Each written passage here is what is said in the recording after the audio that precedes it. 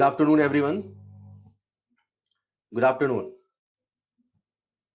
Good afternoon.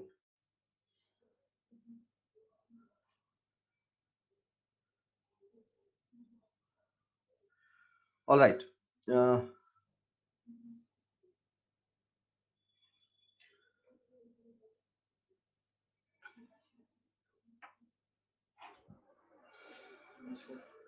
नमस्कार.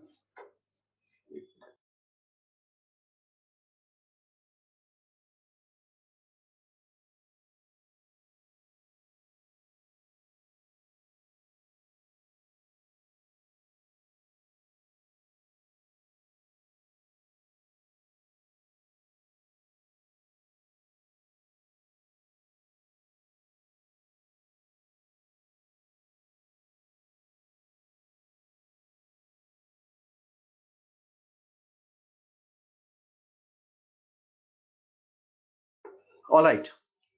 हाँ, क्या मेरी आवाज आ रही है? क्या मेरी आवाज आ रही है? All right. क्या वीडियो भी आप सबको क्लियर दिख रहा है और प्रेजेंटेशन जो मैंने शेयर किया है वो भी आपको क्लियर दिख रहा है? All right. Fine fine. मूल कंसेप्ट की हम बात कर रहे थे और न्यूमेरिकल सॉल्व कर रहे थे. अभी बहुत सारे न्यूमेरिकल्स हैं, लेकिन उसके पहले कुछ छोटी छोटी बातें हैं, तो हम उन बातों को करते करते सभी न्यूमेरिकल्स को करेंगे. ठीक है. लास्ट क्लास में हम लोग डिस्कस कर रहे थे डिस्कशन. एक बच्चे ने पूछा है सर डिस्कशन कब होगा? कल की जो क्लास होगी वो डिस्कशन की यही है, जो मैं क्लास से बताऊंगा कैसे करना है. कल की क्लास में डिस्कशन ही होगा बेटा. ठीक है. सो बात कर रहे हैं अपन की भाई हमने अभी तक क्या पढ़ा और कैसे कैसे सवाल बन रहे हैं. तो लास्ट क्लास में अपन बात कर रहे थे ऐसे कितने मेथड हैं जिनकी मदद से मैं क्लास स्टार्ट कर रहा हूं. ठीक है, मैं क्लास स्टार्ट कर रहा हूं जिनकी मदद से हम लोग एटॉमिक वेट को कैलकुलेट कर सकते हैं. एटॉमिक वेट और मॉलिक्यूलर वेट कैलकुलेट करने के कितने सारे मेथड हो सकते हैं. वैसे तो बहुत सारे मेथड हो सकते हैं. ये एक इनोवेटिव भी हो सकता है कि आपने कैसे किसी अननोन सब्सटेंस का वेट मेजर किया, लेकिन हमारे सिलेबस में जो कुछ स्पेसिफिक मेथड है हम उनकी बात कर रहे हैं. जैसा मैंने आपसे कल कहा था आज फिर कह दूं, वैसे तो ये टॉपिक ऐसे हैं कि जिनको हम बहुत ज्यादा इंपॉर्टेंस नहीं देते, लेकिन अभी जो एग्जाम का पैटर्न चल रहा है तो चीजें जितनी बेसिक होंगी आप उसको उतना इंपॉर्टेंट मान के चलेंगे, क्योंकि आप नेगेटिव मार्किंग भी वहीं पे करते हैं. जो बेसिक चीजें होती हैं नेगेटिव मार्किंग आप वहीं पे करते हैं, तो प्लीज इन चीजों को दिमाग में जरूर रखना है. ठीक है. सो लास्ट क्लास में बात कर रहे थे कि भाई ऐसे कितने मेथड हो सकते हैं. तो मैंने आपको एक न्यूमेरिकल बताया था, ये पॉइंट हो चुका था, लेकिन एक बच्चे ने मुझसे डाउट पूछा था, तो वो डाउट क्लियर करते करते अपन आगे बढ़ते हैं. ठीक है. मैंने आपसे कहा था कि लॉ ऑफ आइसोमॉर्फिज्म क्या होता है. तो अपने को समझना पड़ेगा, लॉ ऑफ आइसोमॉर्फिज्म नहीं आया. लॉ ऑफ आइसोमॉर्फिज्म नहीं आया आपके बैच में क्या? कल हम okay okay okay okay okay एक बच्चे ने लिखा है हो गया, ठीक है, आ गया, फाइन फाइन. ये अपन ने कर लिया था और जहां तक मुझे याद है अपन एक सवाल भी कर लिया था. ठीक है. लेकिन एक बच्चे ने मुझसे यहाँ पे डाउट पूछा था, तो मैं वही डाउट के लिए आपसे कुछ पॉइंट डिस्कस कर रहा हूँ. ठीक है. सर आइसोमॉर्फस सब्सटेंस ऐसे सब्सटेंस होते हैं जिनका जो केमिकल फॉर्मूला होता है वो सिमिलर होता है, जिनका स्ट्रक्चर सेम होता है. सबसे बड़ी बात यह है कि आइसोमॉर्फस सब्सटेंस ऐसे सब्सटेंस हैं जिनका केमिकल फॉर्मूला सेम हो और उनका स्ट्रक्चर भी सेम. मतलब ZnSO4.7H2O ये केमिकल फॉर्मूला, FeSO4.7H2O, MgSO4.7H2O, इन तीनों का जो केमिकल रिप्रेजेंटेशन है, केमिकल फॉर्मूला नहीं, केमिकल रिप्रेजेंटेशन, जिस तरीके से एटम्स का अरेंजमेंट है एक फॉर्मूला में वो सिमिलर है. साथ ही साथ इन तीनों का स्ट्रक्चर भी सिमिलर है. तो बच्चे को क्या लगता है कि जब कभी फॉर्मूला सिमिलर होता है तो स्ट्रक्चर भी सिमिलर होता है. सबसे पहली बात कि दुनिया में ऐसे कुछ सब्सटेंस हैं जिसे हम आइसोमॉर्फस कहते हैं. आइसोमॉर्फस ऐसे सब्सटेंस होते हैं जिनका स्ट्रक्चर भी सेम होता है, जिनका फॉर्मूला भी एक जैसा लिखा जाता है. तो बच्चे के मन में एक कंसेप्ट यहां बैठ जाता है कि सर बेटा अपने ब्राउजर को रिफ्रेश करें प्लीज. जिनको आवाज नहीं आ रही, वीडियो नहीं है, वो ब्राउजर को रिफ्रेश करें प्लीज. इस एंड से बिल्कुल ओके है. ठीक है. तो जब मैं कहता हूं कि यार जिनका केमिकल फॉर्मूला सेम होगा, उनका स्ट्रक्चर सेम है, ऐसे कंपाउंड को आइसोमॉर्फस कहते हैं, तो बच्चे को लगता है कि दुनिया में हर वो चीज जिसका केमिकल फॉर्मूला सेम है उनका स्ट्रक्चर भी सेम है. नहीं, ऐसा नहीं है, ऐसा नहीं है. उसी के लिए मैंने एक एग्जांपल लिया है NaCl और KCl. They are having similar formula, इन दोनों का जो फॉर्मूला है वो सिमिलर है, NaCl KCl, जैसे ZnSO4.7H2O FeSO4.7H2, इसमें एक एक एटम बदला है, बाकी सब कुछ सेम है, उसी प्रकार से NaCl KCl, they have similar formula but they are not isomorphous, ये आइसोमॉर्फस नहीं है। तो आप मन में ये कंसेप्ट नहीं बैठाएं कि हर वो चीज जिसका केमिकल फॉर्मूला सेम होगा वो आइसोमॉर्फस होगा, नहीं, मैं ये नहीं कह रहा, मैं ये नहीं कह रहा, मैं ये कह रहा हूं कि कुछ आइसोमॉर्फस होते हैं। अगर सवाल हमें कह दे वो फला आइसोमॉर्फस है, तो आपको समझ जाना है कि उसका केमिकल फॉर्मूले का लिखने का तरीका और उनका स्ट्रक्चर सेम है। सर, तो फिर हम पता कैसे करेंगे कि कौन आइसोमॉर्फस है कि कौन नहीं है? उसके लिए आपको स्ट्रक्चर पता होना चाहिए। जैसे NaCl और KCl, जब आप सॉलिड स्टेट पढ़ोगे तो सॉलिड स्टेट में आपको समझ में आएगा कि NaCl KCl का स्ट्रक्चर होता कैसा है, स्ट्रक्चर में चेंज क्या है। उसी प्रकार से इनऑर्गेनिक केमिस्ट्री में केमिकल बॉन्डिंग में जाने कितने स्ट्रक्चर है। सो स्ट्रक्चर आप कभी किसी कंपाउंड को देख के नहीं बता सकते हो, ये स्ट्रक्चर आपको पता होगा। तो आप ये मत सोचो कि आइसोमॉर्फस है कि नहीं है, ये पता करने का कोई यूनिवर्सल रूल नहीं। पहले आपको स्ट्रक्चर पता होना चाहिए। अगर स्ट्रक्चर सिमिलर है और केमिकल फॉर्मूला भी सिमिलर है, उसका रिप्रेजेंटेशन सिमिलर है, so you can say they are isomorphous. मन में ये कंसेप्ट नहीं बैठ जाए कि जब फॉर्मूला सेम होता है वो आइसोमॉर्फस होता है, नहीं, ऐसा नहीं है। NaCl KCl का फॉर्मूला जरूर सेम है, लेकिन फिर भी वो आइसोमॉर्फस नहीं है, क्योंकि दोनों का स्ट्रक्चर अलग अलग है। तो आइसोमॉर्फस ऐसे सब्सटेंस होते हैं जिनका केमिकल फॉर्मूला भी सिमिलर होता है और उनका स्ट्रक्चर भी सिमिलर होता है। इस प्रकार के कंपाउंड को हम लोग आइसोमॉर्फस सब्सटेंस कहते हैं। आइसोमॉर्फस सब्सटेंस की जो सबसे खास बात है, जो हमारे लिए इस चैप्टर में न्यूमेरिकल्स को बनाती है, उनको इजाद करती, वो ये है कि अगर कभी कोई कंपाउंड, कोई दो डिफरेंट डिफरेंट कंपाउंड आइसोमॉर्फस है, तो उसका मतलब है उनमें जो एलिमेंट है उनकी वैलेंसी सेम है। The valencies of the elements forming isomorphous compounds are the same. जो कंपाउंड है उनकी वैलेंसी सेम है। तो अपने को वैलेंसी से मतलब है, जैसे यहाँ पे जिंक पे चार्ज कितना है, +2 का, यहाँ पे चार्ज कितना है, +2 का, यहाँ पे चार्ज कितना है, +2 का। यहाँ पर मुझे इस वैलेंसी से इस वैलेंस फैक्टर से मतलब है, इस एन फैक्टर से मतलब है, उसने कितने एटम को कंबाइन किया है, उसकी जो वैलेंसी है वो सेम है। This is important for isomorphous substance. तो मैंने आपसे कल की क्लास में एक न्यूमेरिकल डिस्कस किया था, कुछ बच्चों को समझ में आया था, जिनको नहीं समझ में आया था एक बार मैं जल्दी से बता देता हूं। अब जैसे ये लिखा है, carbonate of metal is isomorphous with MgCO3। अगर इमेजिन करो सवाल में नहीं लिखा होता आइसोमॉर्फस विद MgCO3, नहीं लिखा होता, नहीं लिखा होता, तो अपन क्या मानते, यार वो मेटल है, अब उसकी जो वैलेंसी है वो कुछ भी हो सकती है, 1 हो सकती है, 2 हो सकती है, 3 हो सकती है, तो मैंने x मानता। फिर कार्बोनेट लिखते, अब इसकी वैलेंसी होती है 2, तो इसका जो फॉर्मूला होता वो क्या बनता बच्चों, M2CO3 होल x। अगर अगर आइसोमॉर्फस वर्ड नहीं लिखा होता तो मैं कार्बोनेट का फॉर्मूला कुछ ऐसा एज्यूम करता, लेकिन जिस दिन सवाल में लिख दिया वो आइसोमॉर्फस है, जिस दिन सवाल में लिख दिया वो आइसोमॉर्फस है, इसका ये मतलब है कि उस अननोन मेटल कार्बोनेट का जो केमिकल फॉर्मूला है वो MgCO3 के जैसा है, मतलब उसका जो फॉर्मूला है वो भी MCO3 ही है। सो मैं कह सकता हूं कि हम हमारे न्यूमेरिकल में आइसोमॉर्फस की मदद से किसी कंपाउंड का केमिकल फॉर्मूला प्रेडिक्ट कर सकते हैं। तो अपन ने इस मेटल कार्बोनेट का फॉर्मूला प्रेडिक्ट कर लिया, लेकिन सवाल हमसे फॉर्मूला प्रेडिक्शन नहीं पूछ रहा है, सवाल हमसे पूछ रहा है कि उस मेटल का एटॉमिक वेट क्या होगा। अब बच्चों, सवाल में कार्बन का परसेंटेज कंपोजिशन दे रखा है, कार्बन का परसेंटेज कंपोजिशन दे रखा है, जो चीज दे रखी है वो वर्ड सुनते ही तुरंत दिमाग में उसका फॉर्मूला आना चाहिए, उसके कंसेप्ट आने चाहिए। तो जैसे मैंने परसेंट कंपोजिशन बोला, जो बच्चे ढंग से चीजों को रिवाइज कर रहे हैं, ढंग से चीजों को याद कर रहे हैं, उनके मन में तुरंत परसेंट कंपोजिशन का फॉर्मूला आ गया। मैंने फॉर्मूला भी बताया था, मैंने फील भी बताया था, तो उनके मन में परसेंट कंपोजिशन का फॉर्मूला आ गया। सर, परसेंट कंपोजिशन का फॉर्मूला होता है एटॉमिसिटी, एटॉमिसिटी क्या बोल पाओगे, into atomic weight upon molecular weight into 100।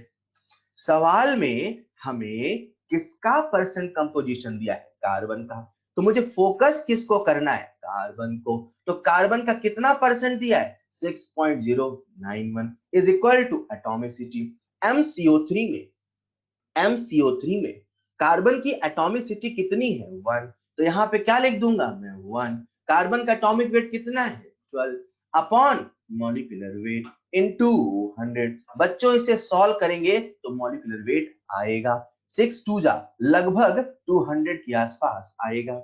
इसका जो मॉलिक्यूलर वेट आएगा वो कितना आएगा? 200। क्लियर? अब जो ये 200 आया है, ये मॉलिक्यूलर वेट किसका आया है? मॉलिक्यूलर वेट किस मॉलिक्यूल का आया है? मॉलिक्यूलर वेट किस मॉलिक्यूल का आया है? ये किस मॉलिक्यूल का मॉलिक्यूलर वेट है? ये कार्बन का एटॉमिक वेट नहीं है, ये मॉलिक्यूल का मॉलिक्यूलर वेट है। ये MCO3 का मॉलिक्यूलर वेट है। तो मुझे पता चल गया कि जो MCO3 है उसका जो मॉलिक्यूलर वेट है वो 200 है। अब MCO3 का अपन वेट कैसे लिखेंगे? M का वेट, एटॉमिक वेट, M का एटॉमिक वेट प्लस कार्बन का प्लस 3 ऑक्सीजन का बराबर 200। जब आप इसे सॉल्व करेंगे तो कितना आ जाएगा? M का वेट बच्चों कितना आ जाएगा? ये आ जाएगा 140 ठीक है। तो हम ये सवाल कर पाए क्योंकि फॉर्मूला प्रिडिक्ट कर पाए, फॉर्मूला प्रिडिक्ट कर पाए क्योंकि हम ये जान पाए कि दोनों आइसोमॉर्फस है। ना तो सवाल में आइसोमॉर्फस देता, ना तो हम फॉर्मूला प्रिडिक्ट करते, ना तो ये फॉर्मूला लगाते, ना तो हमें आंसर मिलता। Got it? अगर आप सीख गए हैं तो आज मैं आपसे एटॉमिक वेट पता करने का एक और मेथड बताने वाला हूं। ठीक है, तो एक और मेथड मैं आपको बताता हूं किस प्रकार से इसका प्रिंटेड सॉल्यूशन भी है, बट अभी फिलहाल मैंने वहां लिख दिया है रिटन सॉल्यूशन। तो आप सबका मुझे ध्यान चाहिए, ये जो मैं अगला मेथड बता रहा हूं that is volatile chloride method. आप सबका मुझे ध्यान चाहिए, ठीक है? और जब मैं सवाल पूछूं उसका जवाब देंगे। सबसे पहले इसकी मैं थ्योरी बताऊंगा, इसका फील बताऊंगा, इसका एक न्यूमेरिकल लेके एग्जांपल बताऊंगा। जब तक न्यूमेरिकल का एग्जांपल चलता रहे तब तक आप ध्यान से सुनेंगे, अगर लिख सके तो लिखने की कोशिश करेंगे। ठीक है, तो वोलेटाइल क्लोराइड मेथड सर ये है क्या? ये किसी अननोन सब्सटेंस का एटॉमिक वेट पता करने का एक तरीका है। जैसे डुलोंग एंड पेटिट्स लॉ था, जैसे आइसोमॉर्फस लॉ का इस्तेमाल किया, वैसे ही ये एक मेथड है। इस मेथड में करते क्या है? सबसे पहले आपको मैं इसका पूरा फील बताऊंगा, और फील जरूरी है फॉर्मूला याद करने के लिए। फॉर्मूला याद होगा, फील याद होगा तो सवाल को आप समझ पाओगे, कर पाओगे, वरना सवाल के ट्विस्ट में घूम जाओगे। तो वोलेटाइल क्लोराइड मेथड होता है क्या, मैं आपको बता दूं। एक्चुअल में होता क्या है कि there are some metal chloride, कुछ ऐसे मेटल क्लोराइड हैं, कुछ ऐसे एलिमेंट के क्लोराइड हैं जो वोलेटाइल होते हैं। क्या होते हैं? वोलेटाइल। तो जो एलिमेंट के क्लोराइड वोलेटाइल होते हैं, मात्र उन्हीं क्लोराइड में हम इस टेक्निक को लगा पाएंगे। कैसे लगाएंगे, क्या करेंगे, सुनिएगा। अपना ऑब्जेक्टिव आपके दिमाग में क्लियर है। अपना ऑब्जेक्टिव है एक अननोन एटम का एटॉमिक वेट पता करना। इमेजिन करिए मेरे हाथ में ये जो पेन है इसमें एक अननोन एलिमेंट है, एक अननोन एटम है, मुझे उसका एटॉमिक वेट पता करना है। अब हम तराजू में रख के तौल तो नहीं सकते, डुलोंग एंड पेटिट्स लॉ भी नहीं लगाया, हमने आइसोमॉर्फस जैसा भी कोई कंपाउंड नहीं मिला, तो हम इसके लिए वोलेटाइल क्लोराइड मेथड लगा रहे हैं। और वो हम इसलिए लगा रहे हैं क्योंकि जब इस एलिमेंट की रिएक्शन हम क्लोरीन से कराते हैं तो इसका जो क्लोराइड बनता है, वो जो क्लोराइड होता है वो वोलेटाइल है। कैसा है? वोलेटाइल। आई होप आप सब वोलेटाइल वर्ड का मतलब तो समझते हैं। तो ये वोलेटाइल है, राइट? अब इमेजिन करिए ये जो वोलेटाइल सब्सटेंस है, तो मैंने एक टेस्ट ट्यूब लिया, ये जो मुझे पेन का एटॉमिक वेट पता करना था इसे हमने यहाँ पे मिलाया, क्लोरीन से रिएक्शन कराया, इसका क्लोराइड आया, तो यहाँ पे मुझे उस एलिमेंट के क्लोराइड का वेपर मिल गया। क्या मिल गया? वेपर मिल गया। अब अगर हमें वेपर मिल गया तो हम उसका क्या पता कर सकते हैं? Vapour density. कैसे? इसकी निकालेंगे density with respect to hydrogen, वही क्या होगा? Vapour density. तो मान के चलिए कि सवाल में आपको वेपर डेंसिटी या तो दिया है या तो कुछ ऐसा डाटा देगा कि आपको वेपर डेंसिटी निकालना पड़ेगा। इस मेथड के लिए हमारी जो सबसे रिक्वायर्ड कंडीशन है वो ये है कि chloride of element should be vapour, should be volatile. अगर वोलेटाइल नहीं होगा तो वोलेटाइल क्लोराइड मेथड नहीं लगेगा। सबसे पहली कंडीशन है कि उसे वोलेटाइल होना पड़ेगा। और दूसरा जो हमें डाटा पता होना चाहिए, चाहे डायरेक्ट पता होना चाहिए चाहे इनडायरेक्ट पता होना चाहिए, वो क्या है, हमें क्लोराइड का वेपर डेंसिटी पता होना चाहिए। हमें क्लोराइड का वेपर डेंसिटी पता होना चाहिए। तो इमेजिन करिए हमें क्लोराइड का वेपर डेंसिटी पता है। जैसे ही क्लोराइड के वेपर का वेपर डेंसिटी मिल गया बच्चों, तो हम सब जानते हैं जो वेपर डेंसिटी होता है वो मॉलिक्यूलर वेट अपॉन 2 होता है कि नहीं होता। कहीं ना कहीं वो जो अननोन कंपाउंड था, जिसके बारे में मुझे अभी कुछ पता नहीं था, हमने उसके क्लोराइड का मॉलिक्यूलर वेट निकाल लिया और जो मॉलिक्यूलर वेट आया वो आया 2 इंटू वेपर डेंसिटी। ये क्या आया, मॉलिक्यूलर वेट आया।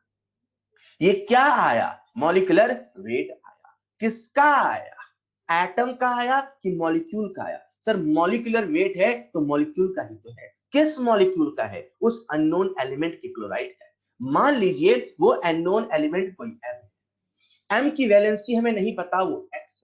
क्लोराइड मतलब Cl-1 है।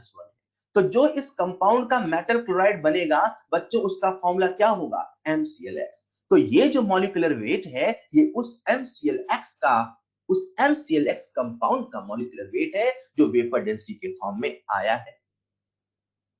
क्लियर। एक बात बताओ बच्चों, किसी भी सब्सटेंस का इक्विवेलेंट वेट निकालना आसान है कि बहुत मुश्किल है। इक्विवेलेंट वेट निकालना आसान है कि बहुत मुश्किल है। आसान है कैसे, इसकी रिएक्शन कराओ 1 ग्राम हाइड्रोजन से। 1 ग्राम हाइड्रोजन से रिएक्शन होगी, जितनी ग्राम की रिएक्शन होगी हम कह देंगे वही इसका इक्विवेलेंट वेट है। नहीं तो ऑक्सीजन से कराओ, नहीं तो क्लोरीन से कराओ। तो इमेजिन करिए मुझे इसका इक्विवेलेंट वेट पता है। क्या पता है, इक्विवेलेंट वेट। तो अपने को इक्विवेलेंट वेट पता है किसका, किसका इक्विवेलेंट वेट पता है, किसका इक्विवेलेंट वेट पता है, मुझे किसका इक्विवेलेंट वेट पता है। क्लोराइड का तो पूरी दुनिया को पता है 35.5। क्लोराइड का तो पूरी दुनिया को पता है 35.5। क्लोराइड के इक्विवेलेंट वेट में कहां जोड़ लग रहा है। बात हो रही है इस मेटल क्लोराइड के इक्विवेलेंट वेट की। तो मेटल क्लोराइड के इक्विवेलेंट वेट को मैं लिख सकता हूं तरीका number 1, molecular weight upon n factor. बोलो हाँ या ना, molecular weight upon n factor. बोलो हाँ या ना। हमें इसका मॉलिक्यूलर वेट पता है क्या, पता है। पर क्या हमें एन फैक्टर पता है कि नहीं पता। सर वो पता होता तो फिर इतनी मेहनत क्यों करते, क्या क्या पता होता तो मेहनत क्यों करते। सर अगर हमें मेटल की वैलेंसी पता होती तो हम मेहनत क्यों करते, क्यों तब मेहनत नहीं करते, नहीं करते। मैं कहा क्यों, सर अगर हमें वैलेंसी पता होती तो इक्विवेलेंट वेट निकाल लेते, इक्विवेलेंट वेट बराबर atomic weight upon n factor करके सीधे एटॉमिक वेट नहीं बता देते। एक्स नहीं पता है तभी तो लफड़ा है, तभी तो प्रॉब्लम है। ठीक, तभी तो हम दुनिया भर के तामझाम कर रहे हैं। तो अपन ने क्या किया कि ये सोचा यार इसका जो इक्विवेलेंट वेट होगा वो मॉलिक्यूलर वेट अपॉन एक्स होगा, पर एक्स पता नहीं है, ये तरीका नहीं चल पाएगा। तो मैंने सोचा सर ने ये भी तो कहा था किसी आयोनिक कंपाउंड का जो इक्विवेलेंट वेट होता है वो equivalent weight of cation plus equivalent weight of anion के बराबर होता है। यानी कि इसका जो इक्विवेलेंट वेट होगा वो equivalent weight of metal plus 35.5 के बराबर होगा। बोलो होगा, बोलो होगा। अरे भाई ये भी तो होगा ना, ये नहीं लिख सकते पर ये तो लिख सकते हैं। और कुछ देर पहले मैंने कहा कि वोलेटाइल क्लोराइड मेथड लगाने के लिए हमें ये पता होना चाहिए कि वो जो एलिमेंट है उसका क्लोराइड वोलेटाइल है। हमें पता होना चाहिए vapour density of the chloride और हमें पता होना चाहिए equivalent weight of the element, जो निकालना आसान है। अरे फील आ रहा है क्या हम कर क्या रहे हैं। ठीक है यार, कुछ बच्चे करते हैं सर कनेक्शन गायब हो गया, सर रिपीट कर दो, सर ये हो गया सर। बेटा एक बच्चे का कनेक्शन गायब हुआ है, दो का हुआ है, पूरी क्लास पढ़ रही है, ऐसे नहीं कर सकते हैं। डोंट वरी, आप ध्यान से सुनते रहा करिए, हम कई बार चीजों को रिपीट करते हैं। ठीक है, परेशान मत हो, तसल्ली रखो, कीप काम। ऑलराइट, तो मैंने कहा कि इक्विवेलेंट वेट भी पता होना चाहिए। अब इक्विवेलेंट वेट हमें मेटल का पता है, तो ऐसा आप इमेजिन करो, अच्छा जब वोलेटाइल क्लोराइड का सवाल आएगा तो अपने को वेपर डेंसिटी दिया होगा, अपने को मेटल का इक्विवेलेंट वेट दिया होगा। ये जो मैंने लिखा equivalent weight of metal plus 35.5, ये मेटल क्लोराइड का क्या है, इक्विवेलेंट वेट। तो यार इसे अपन ऐसे लिख सकते हैं, और ये जो लिखा मैंने मॉलिक्यूलर वेट अपॉन एक्स, ये भी तो इक्विवेलेंट वेट है। इक्वेशन नंबर 1, इक्वेशन नंबर 2, क्या दोनों को इक्वेट कर दे? सर कर दे, बिल्कुल कर दे। तो मुझे इक्विवेलेंट वेट ऑफ मेटल पता है, प्लस 35.5 बराबर मॉलिक्यूलर वेट कितना, 2 into vapour density upon x. क्या यहां से x निकल जाएगा? बिल्कुल निकल जाएगा। क्या यहां से x निकल जाएगा? बिल्कुल निकल जाएगा। अगर x निकल गया, अगर x निकल गया तो बेटा इक्विवेलेंट वेट से एटॉमिक वेट भी तो आ जाएगा। सर ये x है क्या? ये जो x है ये n फैक्टर है, ये वैलेंसी है। क्या है ये? वैलेंसी। अगर x निकल गया, ये टिक लगाए ना, टिक, x निकल गया, अगर x निकल गया तो इक्विवेलेंट वेट बराबर atomic weight upon n factor. तो बच्चों बताओ एटॉमिक वेट बराबर कितना? x into equivalent weight. ये हम क्या कर रहे हैं? पता कर रहे हैं। क्या? एटॉमिक वेट किसका? अननोन सब्सटेंस का। आसानी से पता नहीं चलता क्या? नहीं चलता। तराजू में रख के पता नहीं चलता क्या? नहीं चलता। तो ये कौन सा मेथड था? Volatile chloride method. ऐसे बहुत सारे मेथड पॉसिबल है। Is this clear? तो अब बच्चे को पहले फील करना, अच्छा पहले एक एलिमेंट होना चाहिए, उसका जो वेपर है वोलेटाइल होना चाहिए, वो जो वोलेटाइल वेपर होगा उसका वेपर डेंसिटी लेंगे, वेपर डेंसिटी से मॉलिक्यूलर वेट आएगा, फिर अपन क्या करेंगे, उस मेटल क्लोराइड का जिसका फॉर्मूला है MClX, उसका इक्विवेलेंट वेट लिखेंगे। तो equivalent weight of metal plus 35.5 लिखेंगे। हमें मेटल का इक्विवेलेंट वेट सवाल में दिया होगा। क्लियर? तो हमने क्या किया कि इक्विवेलेंट वेट को इक्वेट कर दिया। Equivalent weight molecular weight upon x बराबर equivalent weight of metal plus 35.5। इन दोनों को इक्वेट करेंगे। इक्वेट करेंगे तो यहां से अपन x निकाल लेंगे। x निकलेगा तो बेटा फिर हमारे पास क्या आ जाएगा? Atomic weight. अगर इसे मैं बिल्कुल अच्छे प्रिंटेड शब्दों में लिखूं तो कैसे लिखूंगा? देखो जरा देखो, 2 into vapor density upon x, 2 into vapor density upon x is equal to equivalent weight of metal plus 35.5। यहां से वैलेंस फैक्टर निकल गया, यहां से n फैक्टर निकल गया, कितना आया? 2 into vapor density upon e plus 35.5। ये जो मैंने आपको बताया ये कुछ बच्चों को 100% समझ में आया, कुछ को 80 आया, कुछ को 70 आया। इसे मैं सभी को क्रिस्टल क्लियर करता हूं एक एग्जांपल की मदद से। ठीक है, तो मैं एक एग्जांपल समझाऊंगा, वहां से आपको बिल्कुल क्लियर हो जाएगा। तो मुझे आप सबका ध्यान अभी और चाहिए, अभी ध्यान खत्म नहीं करना है। गहरी सांस लेंगे। Equivalent weight of metal is 9। ठीक है, एक मेटल है, उसका जो इक्विवेलेंट वेट है वो 9, उसका इक्विवेलेंट वेट कितना है? 9। ये क्या दे रखा है? इक्विवेलेंट वेट किसका? मेटल का। हमें पता है, and it's vapour density of its chloride is 66.75। मुझे क्लोराइड का वेपर डेंसिटी दिया है 66.75। Find out atomic weight of metal. जैसे मैंने सवाल पढ़ा एक बात तो क्लियर हो गई, यार ये वोलेटाइल क्लोराइड मेथड का सवाल है, ये वोलेटाइल क्लोराइड मेथड का सवाल है। अब आपके मन में या तो सारा एक्सपेरिमेंट आना चाहिए या सारा फॉर्मूला आना चाहिए। तो मैं सोच रहा हूं, अच्छा वेपर डेंसिटी पता है, वेपर डेंसिटी पता है, मतलब यहां से अपने को मॉलिक्यूलर वेट भी तो पता है। Vapour density equal to molecular weight upon 2। तो molecular weight equal to 2 into vapour density equal to 2 into 66.75। ये मैंने क्या लिख लिया? Molecular weight. क्लियर?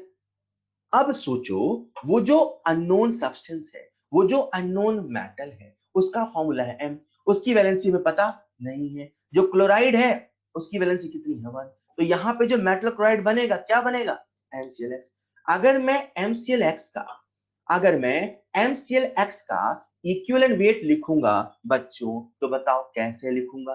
तो मैं लिखूंगा equivalent weight of metal plus 35.5, चाहे ऐसे लिखूंगा चाहे ऐसे लिखूंगा, molecular weight upon n factor x। अरे MClX पे जो मेटल पे चार्ज है वही तो उसका n फैक्टर होगा। क्लियर? अब ये भी इक्विवेलेंट वेट है, ये भी इक्विवेलेंट वेट है, दोनों को इक्वेट कर देते हैं। इक्विवेलेंट वेट ऑफ मेटल दे रखा है कितना?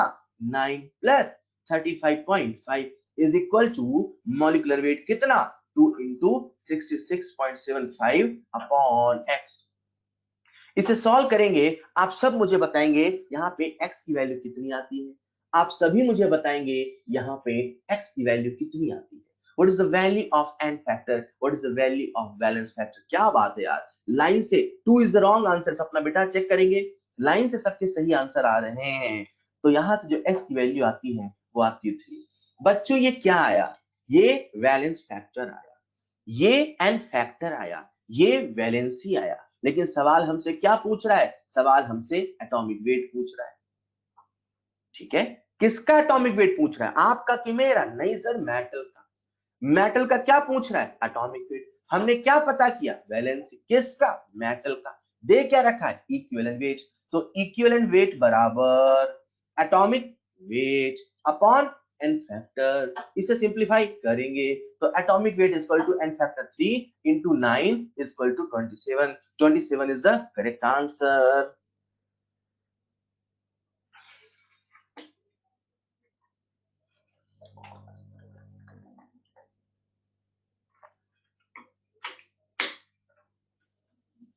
हाँ, पहचान कौन नहीं खेल रहे, क्या आप मुझे बताओ 27 वाला कौन है, पहचान कौन नहीं खेल रहे। एक बार सभी बच्चे इस सवाल के सॉल्यूशन को बड़े ध्यान से देखेंगे, मन में रखने की कोशिश करेंगे। बहुत अच्छे, बहुत अच्छे। So this is called volatile chloride method. Formula भी याद होना चाहिए, फील्ड भी होना चाहिए, वरना सवाल में ट्विस्ट आता है और आएगा तो आप परेशान हो जाओगे। ठीक है, बच्चे फॉर्मूला रट के जाते हैं, फॉर्मूला लगाते हैं, समझ नहीं पाते डाटा क्या दिया है, कंफ्यूज जाते हैं। तो अपने को दोनों चीज याद रखनी। Okay fine. तो ये एक तरीका था जिसकी मदद से हमने पता किया एटॉमिक वेट। जैसे डुलोंग एंड पेटिट्स लॉ था, जैसे लॉ ऑफ आइसोमॉर्फिज्म था, वैसे ये भी अपने आप में एक तरीका है, एक मेथड है, एक कंसेप्ट है। ऐसे और भी बहुत सारे हैं, बट अपने सिलेबस में यही है। ठीक है, तो इसके बाद मैं आपसे एक और मेथड डिस्कस कर रहा हूं जिसका नाम है स्पेसिफिक हीट मेथड। इसके भी न्यूमेरिकल खूब है अपने मॉड्यूल में। अब स्पेसिफिक हीट मेथड जानने के लिए आपको समझना पड़ेगा कि आखिर स्पेसिफिक हीट है क्या। तो जब मैं आपसे Dulong and Petit's law discuss कर रहा था, तभी मैंने कहा था specific heat is the amount of heat required to raise the temperature of 1 gram of a substance by 1 degree Celsius और 1 केल्विन। स्पेसिफिक हीट की पूरी कहानी आप थर्मोडायनेमिक्स में पढ़ोगे, पूरी कहानी। बट क्योंकि आप लोग 11th में नहीं हो, आप लोग 11th 12th पढ़ के आए हो, तो मैं आपसे ये मेथड भी डिस्कस कर सकता हूं।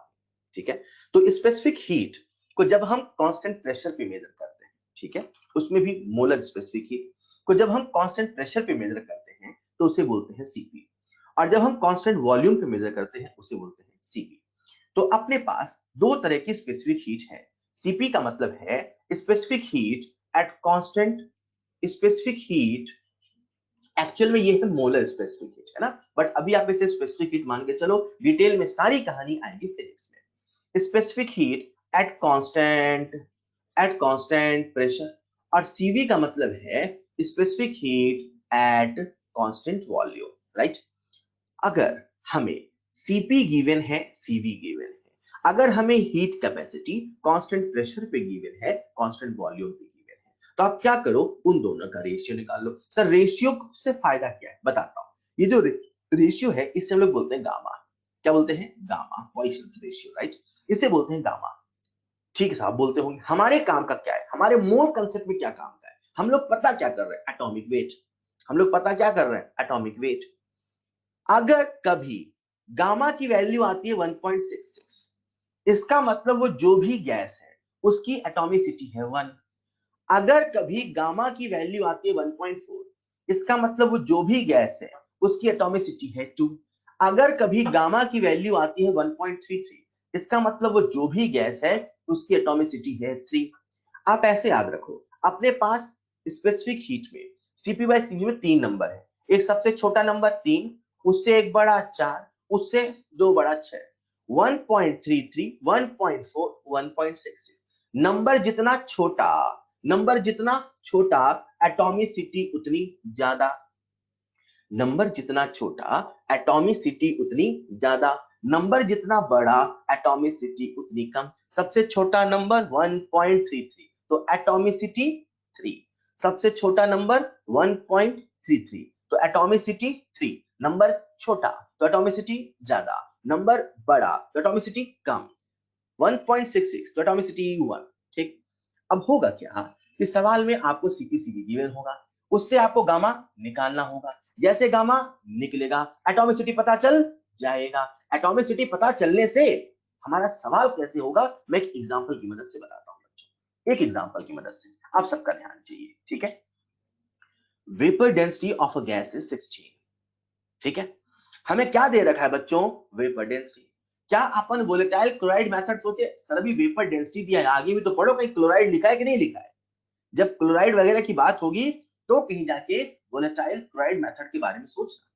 डाटा तो देखिए दिया क्या है, if ratio of specific heat at constant pressure and constant volume is 1.3। अरे अपने को तो सीपी बाई सीवी दिया है, 1.4 दिया है। अरे ये तो स्पेसिफिक हीट वाला सवाल है, 1.4 ना तो 1.3 ना तो 1.6, बीच वाला नंबर है 1.4। बताओ बच्चों एटॉमिसिटी कितनी, एटॉमिसिटी कितनी, एटॉमिसिटी विल बी 2। अच्छा, ये एक ऐसी गैस है, ये एक ऐसी गैस है जिसकी एटॉमिसिटी 2 है, मतलब O2 टाइप की, मतलब N2 टाइप की, मतलब Cl2 टाइप की। ये कुछ ऐसी गैस है जिसकी एटॉमिसिटी 2 है, इस टाइप की गैस है। अच्छा, तो क्या अपने को दिया क्या है, वेपर डेंसिटी, पूछा क्या है, एटॉमिक वेट। यार अगर वो डाई एटॉमिक गैस है, वेपर डेंसिटी दे रखा है 16, तो भैया मॉलिक्यूलर वेट कितना, मॉलिक्यूलर वेट कितना, मॉलिक्यूलर वेट कितना, मॉलिक्यूलर, आपसे पूछ रहा हूं मैं, मॉलिक्यूलर वेट कितना, मॉलिक्यूलर वेट कितना, वेपर डेंसिटी 16 है तो मॉलिक्यूलर वेट 32 ना यार। ओके, तो डाई एटॉमिक गैस का मॉलिक्यूलर वेट 32 है, मतलब वो जो गैस है फला, जिसका फॉर्मूला है X2 के जैसा, वो जो गैस है फला नाम है, वो O2 नहीं है, वो N2 नहीं है, वो Cl2 नहीं है, वो X2, उसका नाम क्या है, फला गैस। वो जो फला गैस है वो X2 टाइप की, तो X2 का वेट है 32, X2 का वेट है 32, तो एक X का, X2 का वेट है 32, मतलब दो X का वेट है 32, मतलब एक X का वेट कितना, अरे X2 का वेट है 32, मतलब दो X का वेट है 32, तो X का वेट कितना 16। अरे वो तो ऑक्सीजन है। Hello, clear. तो अपन ये सवाल कर पाए क्योंकि उसकी एटॉमिसिटी चेक कर पाए। एटॉमिसिटी नहीं पता होती ना डुलॉन्ग एंड पेटिट्स लॉ चलता, ना लॉ ऑफ आइसोमॉर्फिज्म चलता, ना वोलेटाइल क्लोराइड मेथड चलता, आंसर नहीं आता। तो ये भी अपने आप में एक तरीका है किस प्रकार से हमने स्पेसिफिक हीट की मदद से पता किया एटॉमिसिटी, और एटॉमिसिटी से हमने उसका एटॉमिक वेट बताया। वेपर डेंसिटी निकालना बड़ा आसान होता है, इसीलिए सवालों में अक्सर वेपर डेंसिटी गिवन होता है, राइट। तो ये था सवाल। मैंने आपसे अभी तक जितने मेथड डिस्कस किए, आई होप आपको समझ में आए, और समझ में आए तो आपसे कुछ सवाल पूछना चाहता हूं। पूछ लो क्या, पूछ लो क्या, कुछ सवाल, कुछ सवाल पूछ लो क्या। ऑलराइट, तो आप सबके सामने स्क्रीन पर है अगला सवाल, जिसका आंसर आपको देना है, आंसर आपको देना है। सोचेंगे तसल्ली से, 1 मिनट है पूरी आपके पास, मुझे हर बच्चे से आंसर चाहिए।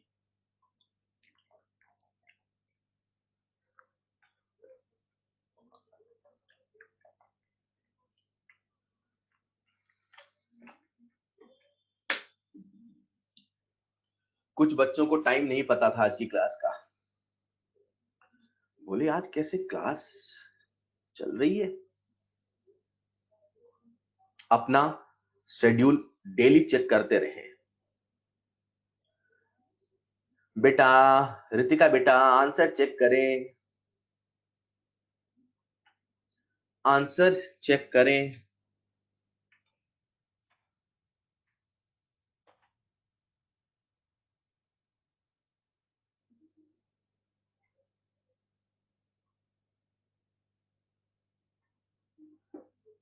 ऑलराइट, आपका समय समाप्त होने वाला है।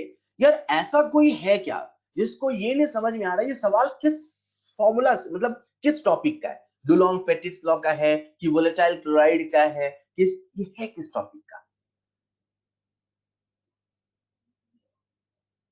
चलो ये तो सबको समझ में आ गया, डुलॉन्ग एंड पेटिट्स लॉ का सवाल है, डुलॉन्ग एंड पेटिट्स लॉ का सवाल है। डुलोंग एंड पेटिट्स लॉ का सवाल है। शिखा बेटा सुना करिए ध्यान से। डुलोंग एंड पेटिट्स लॉ का सवाल है।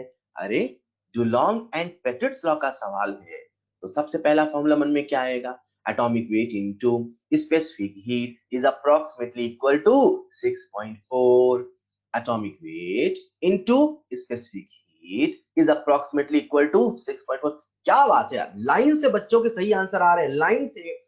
206 को भी मैं सही मानूंगा, 210 किसी बच्चे ने लिखा है अप्रॉक्स, उसको भी सही मान लूंगा। आलसी है, कैलकुलेशन करना नहीं चाहते, बाकी आप बहुत करीब है सही आंसर के। ऑलराइट, कितना आसान है यार, कितना आसान है। डुलोंग एंड पेटिट्स लॉ लगाना है। Atomic weight into specific heat is approximately equal to 6.4। अब ये मत बोलना सर ये कहां से आया, यहां से अप्रोक्सीमेट एटॉमिक वेट आया 6.4 अपॉन 0.031। सही है क्या? ये अपन ने क्या निकाल लिया?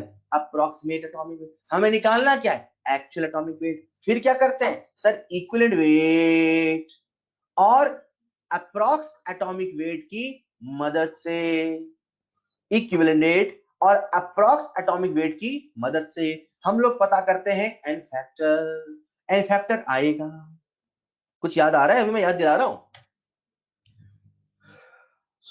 सबसे पहले अपन ने डुलोंग एंड पेटिट्स लॉ की मदद से atomic weight into specific heat is approximately equal to 6.4। Alright, ये था हमारा फर्स्ट स्टेप। यहां से अपन ने अप्रोक्सीमेट एटॉमिक वेट निकाला और वो कितना आता है 6.4 upon 0.031 which comes out approximately 206.45। ये जो वेट आया ना बेटा, ये अप्रोक्स है और अपन को निकालना है एग्जैक्ट वेट। तो अब हम चलते हैं इक्विवेलेंट वेट के साथ। तो इक्विवेलेंट वेट बराबर क्या होता है? Atomic weight upon n factor. तो एन फैक्टर क्या हो जाएगा? जो वी फैक्टर है यही एन फैक्टर है ना। एन फैक्टर क्या हो जाएगा? एटॉमिक वेट अप्रॉक्स वाला अपॉन इक्विवेलेंट वेट सही वाला 1.99, जो कि लगभग कितना मान लेंगे अपन? 2। एन फैक्टर का अप्रॉक्स मान लेते हैं, कितना आ गया? 2। हमें निकालना क्या है? Exact atomic weight. फिर से चलो इक्विवेलेंट वेट के पास। तो equivalent weight is equal to atomic weight upon n factor. N factor पता चल गया, एटॉमिक वेट आ जाएगा equivalent weight into n factor and answer is 207.2। यार आप सोचो, डुलोंग एंड पेटिट्स लॉ से अपन ने 206 निकाला। डुलोंग एंड पेटिट्स लॉ से अपन ने 206 निकाला और एक्चुअल 207 आया। कितना कम एरर आया। मतलब डुलोंग एंड पेटिट्स लॉ इतना गंदा नहीं था, इतना घटिया रिजल्ट नहीं देता था, है ना। मतलब कहीं ना कहीं कितने करीब है अपन। यही वैलिडिटी है डुलोंग एंड पेटिट्स लॉ की, आप आज तक पढ़ रहे हो। इतना फेल होता तो कब का हटा दिया होता। Is this clear? Is this clear? अगर आप सीख रहे हैं तो आप सबके सामने स्क्रीन पर है अगला सवाल। इसका आंसर भी आप देंगे यार, आप ही देंगे इसका answer. The specific heat capacity of a gas at constant pressure and constant volume are 1.2 and 0.9 calorie per gram per degree Celsius respectively। क्या बात है आयुषी बेटा, बहुत अच्छी। आपको यकीन है अपने आंसर पे? आयुषी बेटा आपने सबसे पहले आंसर दिया इस सवाल का, क्या आपको यकीन है अपने आंसर पे? क्या बात है, देखते हैं। कैलकुलेशन पहली बार में करें, सही करें और यकीन हो कि मैंने सही किया है।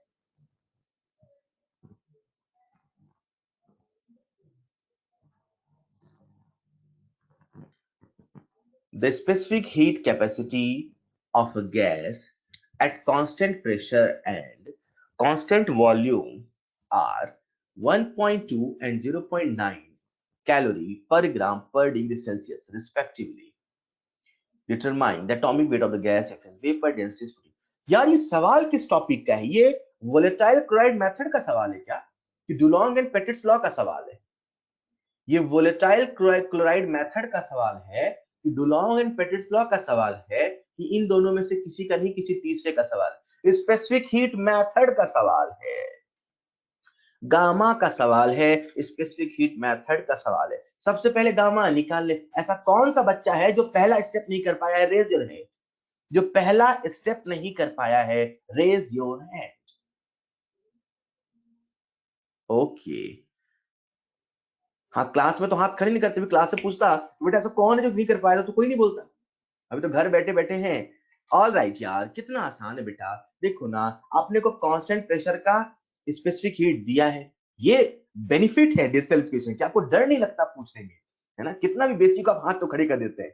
ओके, कांस्टेंट प्रेशर पे आपने को स्पेसिफिक हीट दिया है, कांस्टेंट वॉल्यूम पे दिया 0.9। अरे यार, तो गामा इक्वल टू क्या, सीपी अपॉन सीवी। सीवी कितना, सीपी कितना 1.2, सीवी कितना 0.9। ये गामा है, ये क्या है गामा। इसको सॉल्व करेंगे तो कितना आएगा बच्चों, इसको जिनका डाउट था वो सॉल्व तो करे इसे। 1.2 अपॉन 0.9 सॉल्व तो करे जिनका डाउट था। नाम देखो मेरा किसका डाउट था, आप ही मुझे आंसर बताएंगे। हाँ आकृति बेटा बताइए।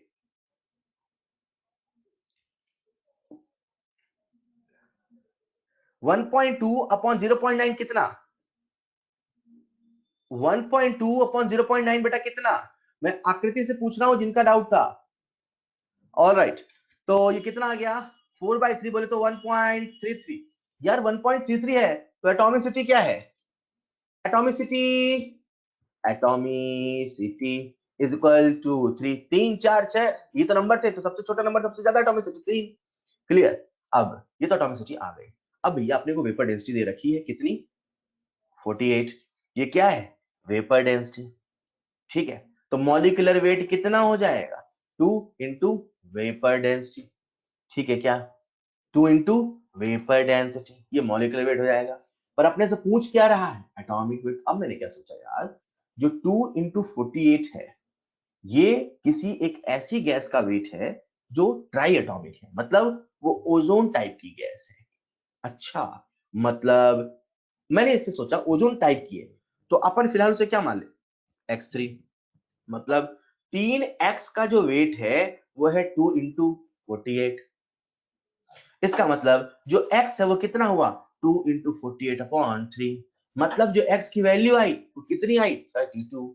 x की वैल्यू कितनी आई, 32। सर एटॉमिसिटी 3 कैसे है, कुछ देर पहले बताया था, गामा की मदद से समझाया था, स्पेसिफिक हीट मेथड नाम दिलाया था, फिर भी आप ध्यान से नहीं सुने। And answer is 32, and answer is 32। इसका क्योंकि प्रिंटेड सॉल्यूशन है, and the answer is 32. Is this clear? All right.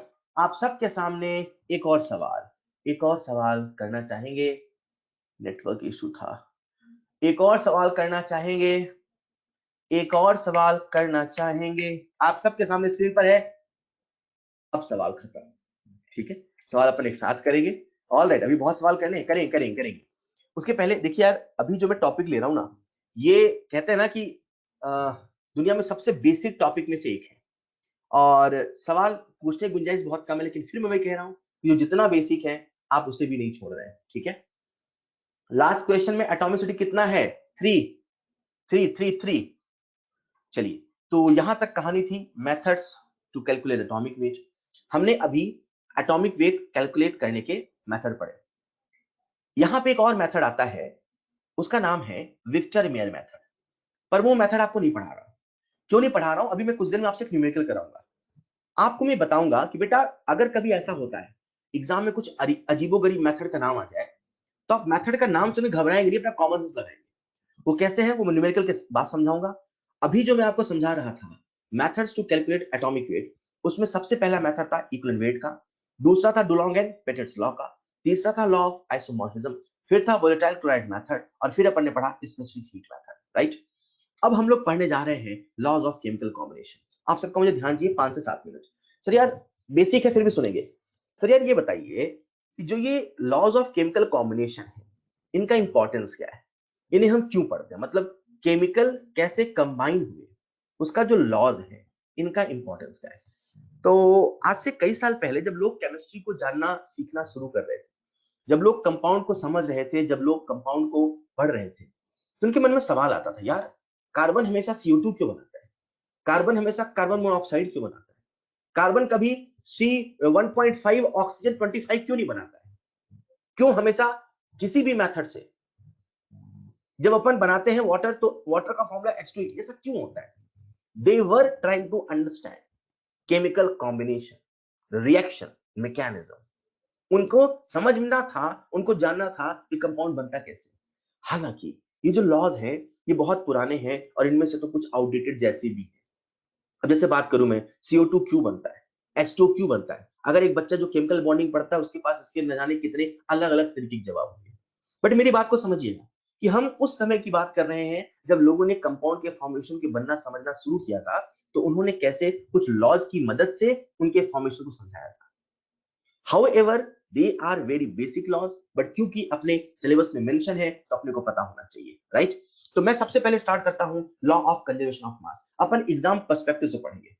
Law of conservation of mass सबको पता था, जितना लिया था उतना मिलेगा, जितना लिया था उतना मिलेगा। सबको पता है कि अगर आप 100 ग्राम लेके चल रहे हो तो प्रोडक्ट भी 100 ग्राम ही आने वाला है, प्रोडक्ट कभी 1000 ग्राम नहीं आने वाला है। तो law of conservation of mass कहता है net change in mass of the reactants and product before and after a chemical reaction is zero. Chemical reaction के पहले और केमिकल रिएक्शन के बाद में जो नेट चेंज इन मास है वो जीरो होगा। अब देखते हैं इसमें सवाल कैसे पूछता है, आप देखना कंफ्यूज होगे शायद। मैं सवाल पूछता हूं, during a chemical reaction, during a chemical reaction new products are formed. During a chemical reaction new products are formed, सही है कि गलत है? During a chemical reaction new products are formed, सही है कि गलत है? सही है। अगला सवाल है, during a chemical reaction different moles of products are formed. During a chemical reaction different moles of products are formed, सही है गलत है? सही है। अब अगला सवाल पूछ सुनना, during a chemical reaction, during a chemical reaction new product of new mass are formed. New product of new mass are formed. तो आंसर सही नहीं है सर। नया तो बनता है, नया मोल भी आता है, डिफरेंट मोल आता है, लेकिन सर मास वही रहता है जितना आप लेके चले थे। अगर 100 ग्राम लेके चले थे तो 100 ग्राम ही बनेगा अगर वो रिएक्शन कंप्लीट हो गई तो। अगर out of 100 gram 80 gram he react किया है तो सर प्रोडक्ट 80 ग्राम ही आएगा। अगर 100 ग्राम में से 50 ग्राम रिएक्ट किया है तो प्रोडक्ट 50 ग्राम ही आएगा। मोल कुछ भी हो सकता है, प्रोडक्ट कुछ भी हो सकता है, लेकिन वेट तो कांस्टेंट रहेगा। आपको बता दूं मैं, जब अपन ने स्टोइकियोमेट्री पढ़ना शुरू किया तो मैंने कहा था कि N2 plus H2 gives ammonia, ये बैलेंस नहीं है। ये बैलेंस नहीं है तो प्रॉब्लम क्या है? बैलेंस क्यों करते हैं? एक रिएक्शन को बैलेंस करने का जो फंडामेंटल है वो law of conservation of mass देता है। जब आप उसे बैलेंस करते हैं तो कहीं ना कहीं आप ये बताना चाहते हैं कि रिएक्टेंट साइड जितना मास है उतना ही मास प्रोडक्ट साइड भी है। आप कंजर्वेशन ऑफ मास को जस्टिफाई करते हैं, कंजर्वेशन ऑफ मास को जस्टिफाई करते हैं। क्लियर? अब ये लॉ तब आया था जब लोग केवल केमिकल रिएक्शन को जानते थे, जब न्यूक्लियर रिएक्शन को नहीं जानते थे, फिजन फ्यूजन जैसी चीजों को नहीं जानते थे। उन्हें लगता था कि न्यू चीजें, न्यू मास नहीं जनरेट हो सकता है, बाइंडिंग एनर्जी, सारी चीजें नहीं पता थी। तो ये लॉ तब था। लेकिन आज हम कैसे पढ़ रहे हैं, ये जो लॉ है वो केमिकल रिएक्शन तो वैलिड है लेकिन न्यूक्लियर रिएक्शन वैलिड नहीं है क्योंकि वहां पे मास कंजर्व नहीं होता। So what you have to remember कि net mass before and after remains unchanged. First point, reaction की बैलेंसिंग का ये फंडामेंटल लॉ है। और थर्ड पॉइंट कि अपने को न्यूक्लियर रिएक्शन में लॉ कंजर्वेशन ऑफ मास के बारे में नहीं सोचना है। ये तो था अपना पहला लॉ। दूसरा लॉ है लॉ ऑफ कांस्टेंट प्रोपोर्शन। इसको मैं ऐसे कहूंगा, ऑर्गेनिक केमिस्ट्री में जितनी भी रिएक्शंस होती हैं उनमें से 99.9% में आप सबसे पहले पानी बनाते हो, प्रोडक्ट बाद में बनाते हो। मतलब पानी बनाने का कोई एक तरीका नहीं है। H2 प्लस O2 बस से वाटर नहीं बनता। वाटर बनाने के न जाने कितने तरीके, वाटर न जाने कितने तरीकों से बनता है, वाटर न जाने कहां कहां होता है। आपके घर का पानी, हमारे घर का पानी, समंदर का पानी, गंगा का पानी, मून का पानी, कहीं का भी पानी हो, जो पानी है उसका फॉर्मूला तो एक था, एक रहेगा और वो है H2, वो है H2। तो ये लॉ कहता है कि अगर अगर कोई केमिकल कंपाउंड बनता है तो उस केमिकल कंपाउंड में जो एलिमेंट होते हैं, आपका डाउट क्या होता है वो सुना ध्यान से। केमिकल कंपाउंड में जो एलिमेंट होते हैं मतलब हाइड्रोजन और ऑक्सीजन, इनका वेट का जो रेशियो होता है, इनका नंबर का रेशियो नहीं, इनके वेट का जो रेशियो होता है, मतलब हाइड्रोजन का कितना वेट 2, ऑक्सीजन का कितना वेट 16, इसका जो रेशियो वो कितना है 1:8।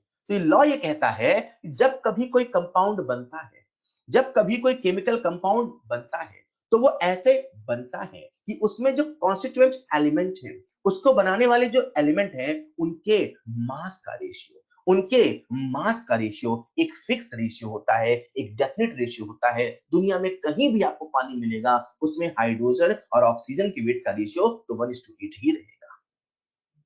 तो इसने ऐसे कहा कि कोई कुछ इसलिए बनता है ताकि वेट का रेशियो कांस्टेंट रह पाए। ये उस समय लॉ ऑफ कांस्टेंट प्रोपोर्शन के द्वारा कहा गया। Whatever be its source, this means each compound has a fixed formula whatever be its source, क्योंकि वेट का रेशियो कैसा रहेगा, कांस्टेंट। लेकिन फिर वही बात, तब लोग आइसोटोप के बारे में नहीं जानते थे। तब लोग नहीं जानते थे कि एक ही एलिमेंट के कई डिफरेंट आइसोटोप हो सकते हैं, और जब डिफरेंट आइसोटोप होगा तो भैया सिंपल सी बात है, एटम का वहां पे मास डिफरेंट होगा। यही H2 है, मैं यहां पे लिख दूं D2। इसी प्रकार से कार्बन की बात कर ले, लिखा मैंने CO2, यहां लिख दिया मैंने CO2, यहां पे है C14। तो जब डिफरेंट एटम का आइसोटोप होगा तो ये जो लॉ है ये लॉ अप्लाई नहीं होगा। तो आपको याद क्या रखना है, लॉ ऑफ कांस्टेंट प्रोपोर्शन कहता है कि कांस्टेंट एलिमेंट का वेट का रेशियो कांस्टेंट होगा। याद रखना, नंबर का रेशियो नहीं, मोल का रेशियो नहीं, वेट का रेशियो। मैं लॉ ऑफ कांस्टेंट प्रोपोर्शन की बात कर रहा हूं, मैं सही गलत की बात नहीं कर रहा हूं। मैं किसकी बात कर रहा हूं, लॉ ऑफ कांस्टेंट प्रोपोर्शन की, जो ये कहता है कि किसी भी केमिकल कंपाउंड में जो कॉन्स्टिट्यूएंट एलिमेंट है उनका जो वेट का रेशियो है वो फिक्स होगा। लेकिन आइसोटोप्स के लिए ये वैलिड नहीं है। Law of conservation of mass, law of constant proportion, और उसी समय एक तीसरा लॉ आया था, that is law of multiple proportion. Law of multiple proportion, multiple proportion का लॉ, मल्टीपल जगहों पर रेशियो होता है का लॉ का मतलब क्या है? ये लॉ ये कहता है जब कभी दो एलिमेंट, 3 नहीं, 4 नहीं, 5 नहीं, 2 एलिमेंट, जब कभी दो एलिमेंट कंबाइन होते हैं और 2 और मोर केमिकल कंपाउंड का फॉर्मेशन करते हैं। फॉर एग्जांपल, बड़ा फेमस एग्जांपल है नाइट्रोजन का। नाइट्रोजन और ऑक्सीजन ये दो एलिमेंट हैं। व्हेन टू एलिमेंट कंबाइन, दोनों कंबाइन होते हैं तो बनाते हैं N2O, बनाते हैं N2O2, बनाते हैं N2O3, बनाते हैं N2O4, बनाते हैं N2O5। ये कहता है लॉ, जब कभी दो एलिमेंट दो या दो से ज्यादा केमिकल कंपाउंड का फॉर्मेशन करते हैं तब उस समय किसी एक के मास को फिक्स रखकर, मतलब यहां पे नाइट्रोजन कितने हैं, 2, तो उसका मास कितना, 28। यहां पे नाइट्रोजन कितने हैं, 2, मास कितना, 28, मास कितना, 28, मास कितना, 28, मास कितना, 28। When two elements combine to form two or more than two chemical compound, considering the mass of one element should be fixed, ये मानते हुए कि एक एलिमेंट का जो मास है वो फिक्स होना चाहिए। तो नाइट्रोजन का मास कितना है, 28, 28, 28, 28, 28। Oxygen 16, oxygen 32, oxygen 48, oxygen 64, oxygen 80। तो अगर मैं दूसरे एलिमेंट के मास का रेशियो निकालता हूं, लिसन केयरफुली, अगर मैं दूसरे एलिमेंट के मास का रेशियो निकालता हूं, मास का रेशियो नाइट्रोजन का नहीं निकालना है, मास का रेशियो ऑक्सीजन का निकालना है जिसका फिक्स है। सवाल ऐसे पूछ सकता है कि मुझे इसमें लॉ ऑफ मल्टीपल प्रोपोर्शन लगाना है तो मैं क्या करूं? तो पहले एक के मास को फिक्स करो, फिर दूसरे के मास का रेशियो निकालो। पहले एक के मास को फिक्स करो, फिर दूसरे के मास का रेशियो निकालो। तो दूसरे के मास का रेशियो निकाल रहा हूं, तो जो मास का रेशियो आएगा 1:2:3:4:5 आएगा। इसका ये मतलब है, जो लॉ ऑफ मल्टीपल प्रोपोर्शन कहता हूं यही है कि जब कभी दो एलिमेंट दो या दो से ज्यादा कंपाउंड बनाते हैं तो किसी एक एलिमेंट के मास को फिक्स कर दो, और जब दूसरे एलिमेंट के मास का रेशियो निकालोगे तो एक सिंपल रेशियो ही होगा। मतलब आप समझो, ऐसे समझो जैसे जो law of multiple proportion John Dalton ने दिया, ठीक, डाल्टन आप तो जानते ही हैं कि सबसे पहले हर चीज इन्होंने दिया था, एटॉमिक थ्योरी सब कुछ शुरू किया। तो कोई डाल्टन के पास आया होगा, डाल्टन साहब ये बताइए कि दो अलग अलग एलिमेंट के इतने सारे कंपाउंड कैसे बनते हैं? तो डाल्टन साहब ने समझा, देखो ऐसा है कि इसके पीछे एक लॉ है, और वो लॉ है मल्टीपल प्रोपोर्शन का। ऐसा इसलिए होता है क्योंकि सभी डिफरेंट कंपाउंड में जो दूसरा एलिमेंट है उसका वेट का रेशियो एक सिंपल रेशियो होता है। तो सिंपल रेशियो होने के लिए ऐसा होता है या ऐसा होता है, मतलब सिंपल रेशियो होता है। ठीक, इसमें कोई भी फिक्स कर सकते, कोई एक एलिमेंट को फिक्स करिए, किसी एक एलिमेंट को फिक्स करिए और दूसरे का रेशियो निकालिए। इसको मैं एक एग्जांपल से और समझाता हूं, एक एग्जांपल से और समझाता हूं, ठीक है। अब जैसे कार्बन मोनोऑक्साइड CO2 है, तो कार्बन मोनोऑक्साइड और CO2, यहाँ पे कार्बन कितना 12, यहाँ पे कार्बन कितना 12, ऑक्सीजन कितना 16, ऑक्सीजन कितना 32। क्या दो एलिमेंट है लॉ ऑफ मल्टीपल प्रोपोर्शन लगेगा, लगेगा। क्या दो एलिमेंट के डिफरेंट डिफरेंट कंपाउंड है? क्या एक का मास फिक्स किया? क्या लॉ ऑफ मल्टीपल प्रोपोर्शन लगेगा, लगेगा। दूसरे एलिमेंट का रेशियो निकालो, ऑक्सीजन कितना 16, कितना 32, 16:32 कितना 1:2, 1:2। तो दूसरे के मास का रेशियो कितना आया 1:2। क्लियर? तो लॉ ऑफ मल्टीपल प्रोपोर्शन कहता है कि जब कभी दो एलिमेंट के कई सारे कंपाउंड होते हैं, उसमें किसी एक का मास फिक्स होता है, तो दूसरे के वेट का जो रेशियो होता है वो एक सिंपल नंबर रेशियो होता है। याद रहे, लॉ ऑफ मल्टीपल प्रोपोर्शन लगाने के लिए दो एलिमेंट सेम होने चाहिए। मतलब CO2 और SO2 में लॉ ऑफ मल्टीपल प्रोपोर्शन नहीं लगेगा। मतलब CO2 और SO2 में लॉ ऑफ मल्टीपल प्रोपोर्शन नहीं लगेगा। मतलब CO और NO में लॉ ऑफ मल्टीपल प्रोपोर्शन नहीं लगेगा। मतलब SO2 और SO3 में क्या लॉ ऑफ मल्टीपल प्रोपोर्शन लगेगा? SO2 और SO3 में क्या लॉ ऑफ मल्टीपल प्रोपोर्शन लगेगा? बिल्कुल लगेगा। क्लियर? ये था law of multiple proportion. Next आता है गे-लुजैक्स लॉ ऑफ गैसियस वॉल्यूम। बेहद ही बेसिक है यार, और अपन तो ये मान के सवाल ही सॉल्व करते हैं। क्या कहते हैं ये साहब ने, क्या कहा? इन्होंने कहा कि जब कभी कोई गैसियस रिएक्शन होती है, जब कभी कोई गैसियस रिएक्शन होती है, when gases react together they always do so in volume. तो जो गैसेस का रिएक्शन होता है वो ऐसे होता है कि उसमें जो वॉल्यूम का रेशियो है वो एक सिंपल रेशियो है। मतलब जो रिएक्ट हो रहा, कौन हो रहा है? नाइट्रोजन और हाइड्रोजन। इसमें इन दोनों का जो वॉल्यूम का रेशियो होगा 1:3 होगा। मतलब उन्होंने कहा ऐसा नहीं होगा कि जब गैसेस रिएक्ट हो रही हो तो दोनों का वॉल्यूम का रेशियो ऐसा हो, एक हो 1.5, एक हो 3.5, ऐसा नहीं होगा। उन्होंने कहा कि व्हेन गैसेस रिएक्ट, वो ऐसे रिएक्ट होती हैं कि रिएक्टिंग गैसेस का जो वॉल्यूम है वो सिंपल रेशियो होता है, और जो प्रोडक्ट बनता है उसके साथ भी सिंपल रेशियो होता है। तो प्रोडक्ट क्या बना 2, तो इसके साथ भी कैसा है? Simple ratio. ठीक है क्या? ठीक है क्या? तो यहां पे जो रेशियो है वो कैसा आया? एक सिंपल रेशियो है। This is called Gay Lussac's law of gaseous volume.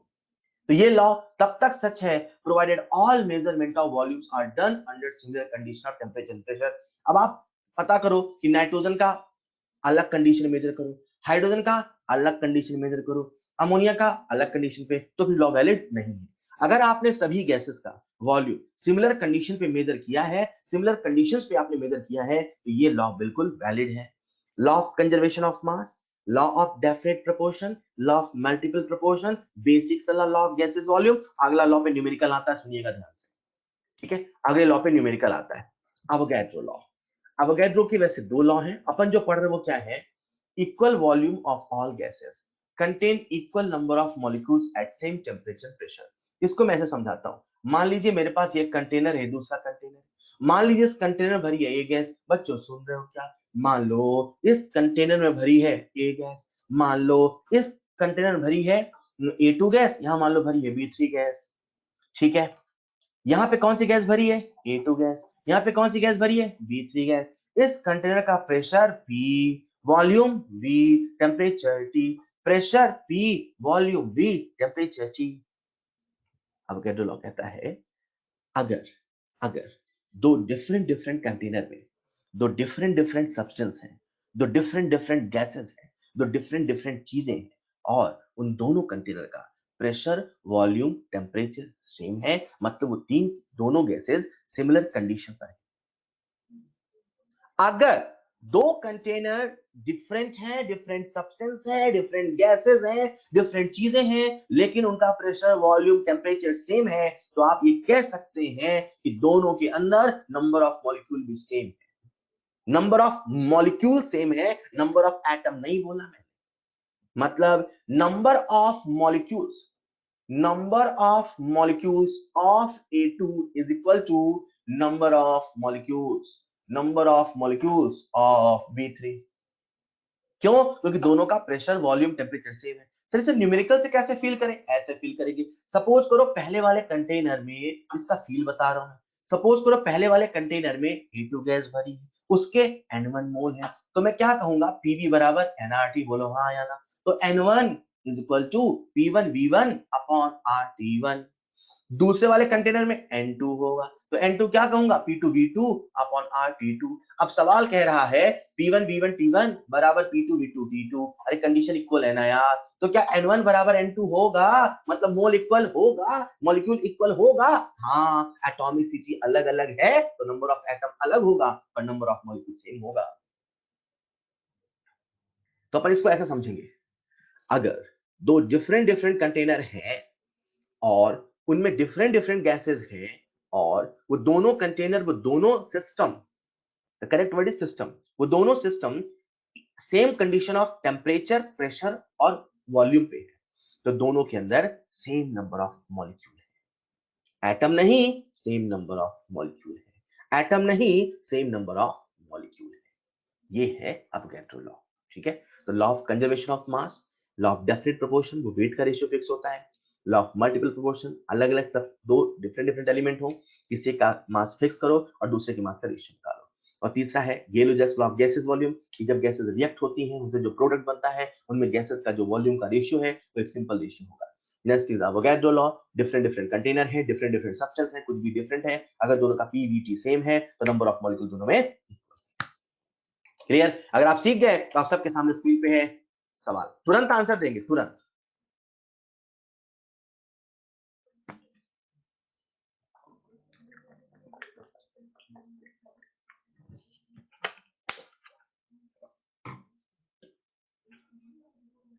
किसी बच्चे ने आंसर दिया 2, एक ने दिया है यार हैवी वाटर क्या होता है? पानी को हैवी कंटेनर में रख दो तो हैवी वाटर हो जाता है? पानी को हैवी कंटेनर में रख दो तो हैवी वाटर हो जाता है क्या? तो फिर कहां से आंसर दे रहे हो आप हैवी वाटर? हैवी वाटर मतलब D2O। हैवी वाटर मतलब D2O। ये वाटर है, ये हैवी वाटर है। ऑलराइट, लाइन से आंसर 3 आ रहे हैं, पर एक दो बच्चों ने कहीं मुझे 1 लिख दिया, वो ऐसे लिख देता जबरदस्ती, है ना यार। मैंने कितनी बार कहा लॉ ऑफ मल्टीपल प्रोपोर्शन, सबका आंसर आ गया है। जिनका नहीं आया था, एक बच्चे का मैंने देखा था 2 या 1 लिखा था, उसके लिए law of multiple proportion is illustrated bye a pair of compound. बेटा मल्टीपल प्रोपोर्शन तब लगता है जब दोनों एटम सेम हो। SO2 SO3 में लगेगा, CO2 SO2 में नहीं लगेगा, सल्फर डाइऑक्साइड सल्फर ट्राइऑक्साइड में लगेगा, क्योंकि दोनों एटम सेम है। वाटर हैवी वाटर में नहीं लगेगा क्योंकि दोनों एलिमेंट डिफरेंट हैं। सोडियम क्लोराइड सोडियम ब्रोमाइड नहीं लगेगा, दोनों एलिमेंट डिफरेंट है। आप सबके सामने स्क्रीन पे अगला सवाल, इसका तो आंसर सबसे चाहिए, टाइपिंग एरर नहीं चाहिए। Which is example of the law of multiple proportion? एक number, which is an example of law of multiple proportion, which is an example of law of multiple proportion? बिल्कुल सही, आप सबने बिल्कुल सही जवाब दिया, CO एंड CO2, क्योंकि दोनों एटम सेम होने चाहिए, ये कंडीशन है। ओके बेटा, सो देखिए यार यहाँ पे हमने अभी तक जितनी बात करी, ठीक है, जितनी बात करी हम लोगों ने, तो ये जो सारा का सारा था ये हमारे सिलेबस का हिस्सा है, ये हमारे मॉड्यूल में सवाल है। ठीक है, अभी मैं आपसे बात करूंगा कंसंट्रेशन टर्म, पर कंसंट्रेशन टर्म्स बात करने के पहले थोड़ा सा आपको मैं स्पेशल पॉइंट बता रहा हूँ। ठीक है, तो ये जो स्पेशल पॉइंट है इन पे बेस्ड कुछ अच्छे सवाल बनते हैं, कुछ डिफिकल्ट सवाल बनते हैं। मैं अगेन कह दूं, ये स्पेशल पॉइंट आपके मॉड्यूल लिखा नहीं है, पर इस पे कुछ अच्छे सवाल मिलते हैं और अक्सर बच्चे परेशान हो जाते हैं, इसलिए बता रहा हूँ मैं। ठीक है, तो पहले स्पेशल पॉइंट की बात करते हैं, फिर इन पे कई सवाल बनते हैं वो देखते हैं, और फिर अपन बात करेंगे कंसंट्रेशन टर्म्स की। ठीक है, मोल कंसेप्ट में हम लोग अभी आ रहे हैं some special point. Special point मतलब क्या है, पहले आपको मैं एक सवाल दिखाता हूँ। सब सवाल देखो, आप सबके सामने लिखा है 10 ml of gaseous hydrocarbon is exploded with 33 ml of oxygen. After cooling, the volume of the residual gas was 28 ml and on the treatment with KOH, the volume decreased to 8 ml. अब इसमें लिखा है on treatment with KOH, the volume decreased to 8 ml. बच्चा ये नहीं समझ पा रहा है कि जब KOH से ट्रीटमेंट हुआ तो भैया हुआ क्या? क्या गायब हो गया, क्या आ गया? ऐसे कभी कभी लिख देता है सवाल एल्कलाइन पैरागेलॉल, ऐसे कभी कभी लिख देता है सवाल acidic solution of copper sulphate, ऐसे कभी कभी लिख देता है सवाल टर्पेंटीन ऑयल, इसे अपन बोलते हैं तारपीन का तेल।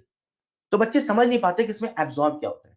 तो जो मैं आपको बता रहा हूं स्पेशल पॉइंट, आप इसे दिमाग में रखेंगे कि जो ओजोन है वो टर्पेंटीन ऑयल में एब्जॉर्ब हो जाती है।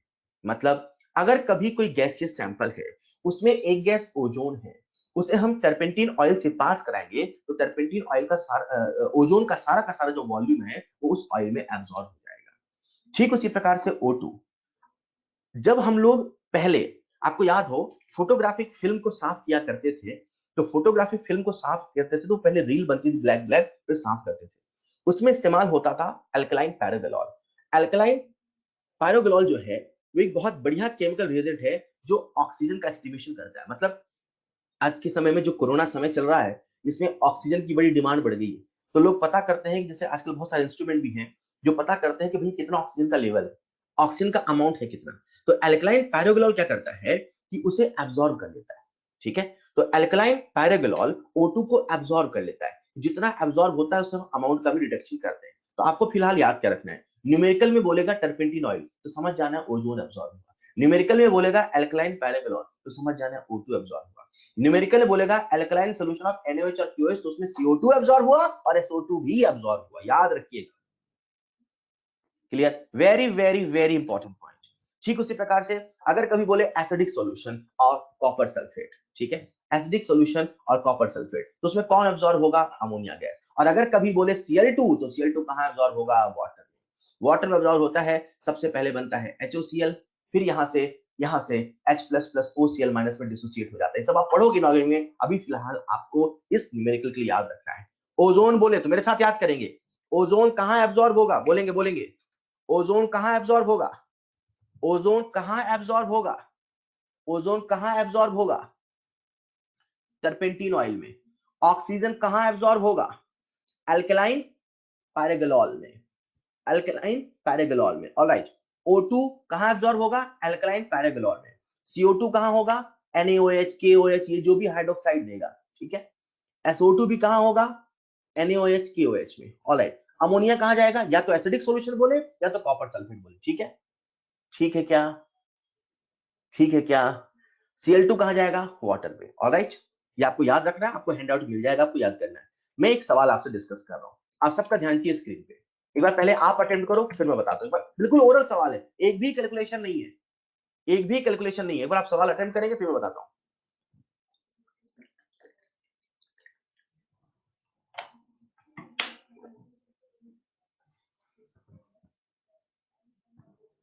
बहुत अच्छे वैष्णवी बेटा, बहुत अच्छे। आप अक्सर सबसे पहले आंसर देते हैं, सही देते हैं, वेल डन। ऐसा होता है ना जब बच्चे लगातार सही आंसर देते हैं ना, लगातार सबसे पहले आंसर देते हैं, उनका नाम याद हो जाता है। तो आप सब बहुत अच्छा कर रहे हैं, बहुत अच्छे। ये आंसर SO2 वगैरह में क्यों दे रहे हो आप? SO2 लिख रहे हो, अच्छा पुराना मैसेज आ रहा है क्या ये? अच्छा,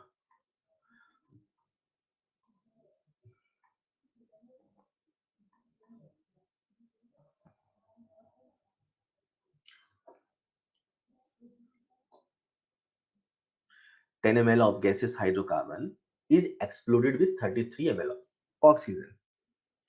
तो आपको मान के चलना है रिएक्शन पूरी हो गई।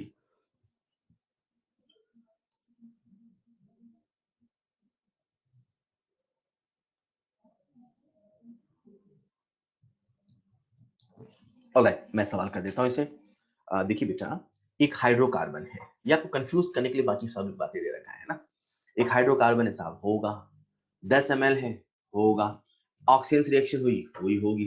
33 ml है, हुआ होगा। कुछ बना होगा। अब हम सब जानते हैं कि जब हाइड्रोकार्बन की रिएक्शन होती है तो CO2 और H2O तो बनता है, ठीक है। तो कह रहा है आफ्टर कूलिंग, मतलब कूल कर दिया। जब कूल करेंगे तो आपको समझ जाना है कि यहाँ पे जो H2 है, यहाँ पे जो H2 है वो किस में चला गया? लिक्विड में। ये किस में हो गया? गैस में। अब सवाल कह रहा है after cooling the volume of the residual gas was 28 ml। मतलब अपन ने उसे ठंडा किया, ठीक है। तो जो रेसिडुअल गैस है, जो बची हुई गैस है ना, जो बची हुई गैस है उसका कितना वॉल्यूम था? 20 ml। अब बची हुई गैस क्या? O2 और CO2। इन दोनों का मिला के वॉल्यूम कितना हो गया, सुन रहे हो ना, O2 और CO2, इन दोनों का मिला के वॉल्यूम कितना हो गया 28 ml। अब 28 ml में CO2 भी है और O2 भी है। इस 28 ml को अपन ने किससे पास कर दिया, QOH से। अभी कुछ देर पहले मैंने कहा था QOH में कौन सी गैस अब्सॉर्ब होती है, CO2 और SO2। याद आया, तो CO2 गैस क्या होगी, एब्सॉर्ब हो जाएगी। तो 28 ml टोटल था, इससे गुजारा 8 ml बच गया, 20 ml गायब हो गया। तो बताओ जो गायब हुआ वो कौन है, CO2। तो CO2 का कितना volume, volume of CO2 equal to 20 ml। अब ये सवाल बड़ा आसान हो गया क्योंकि आप जान पाए CO2। अब यहीं पे लिख देता हूं मैं टर्पेंटीन ऑयल। बच्चे परेशान, सर ये होता क्या, पहले आप ये बताओ। अल्कलाइन पैराग्लोल, सर ये होता क्या, ये बताओ। आपको समझना है वो एब्सॉर्ब किसको कर रहा है। Is this clear, is this clear, yes yes yes, alright. आप सबके सामने है अगला सवाल। अगला सवाल आपकी स्क्रीन पर, अगला सवाल आपकी स्क्रीन पर। अब बच्चे परेशान, सर विक्टर मेयर मेथड होता क्या है। तो मैंने जानबूझ के नहीं बताया बेटा, कभी कभी बड़े शब्द इस्तेमाल किए जाते हैं आपको डराने के लिए। अपना कॉमन सेंस, अपना एप्टीट्यूड हमेशा जिंदा रखें।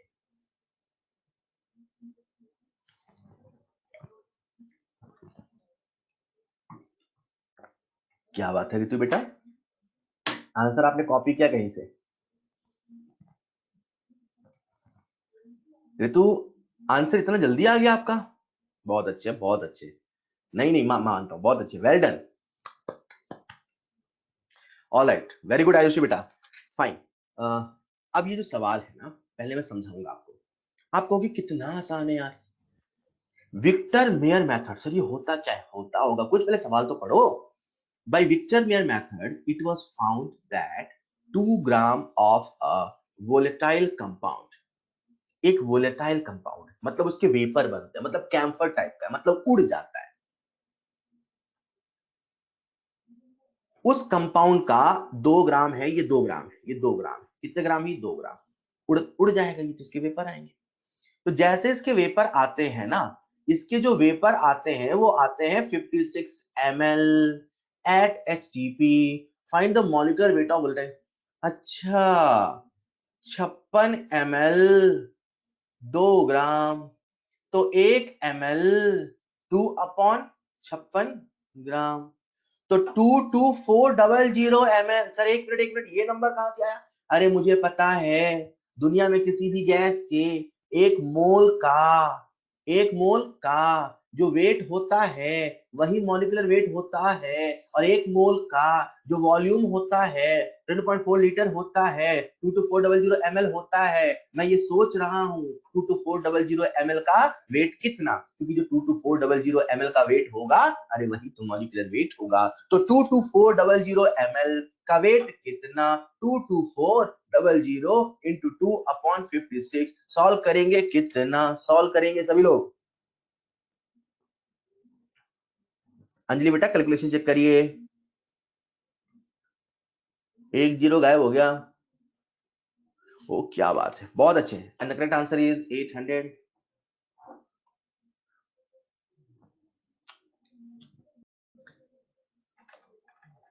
क्या आपको स्क्रीन दिख रही है, क्या आपको स्क्रीन दिख रही है।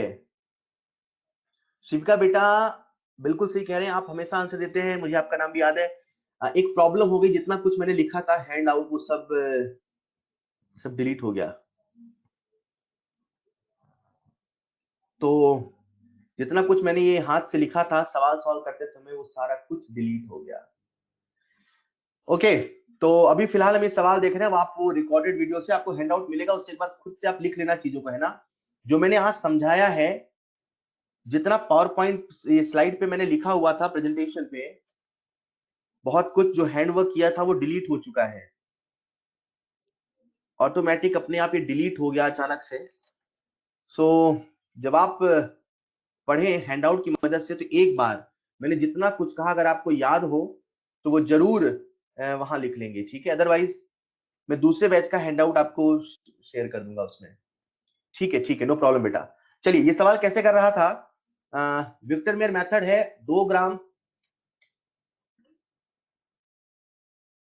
विक्टर मेयर मेथड है 2 ग्राम ऑफ अ वोलेटाइल कंपाउंड। तो मैंने कहा जो 2 ग्राम है ना, ऐसा कुछ बनाया था मैंने, 2 ग्राम है 2 ग्राम का यहाँ पर 56 ml वेपर आया था, है ना, 56 ml।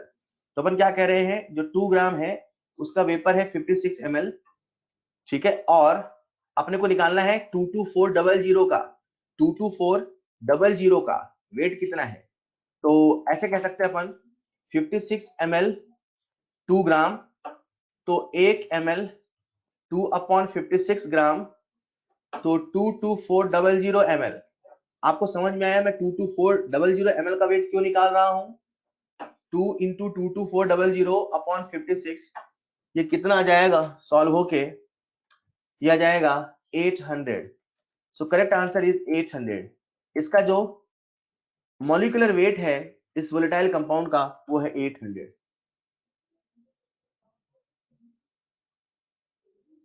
थैंक यू शिविका बेटा, थैंक यू।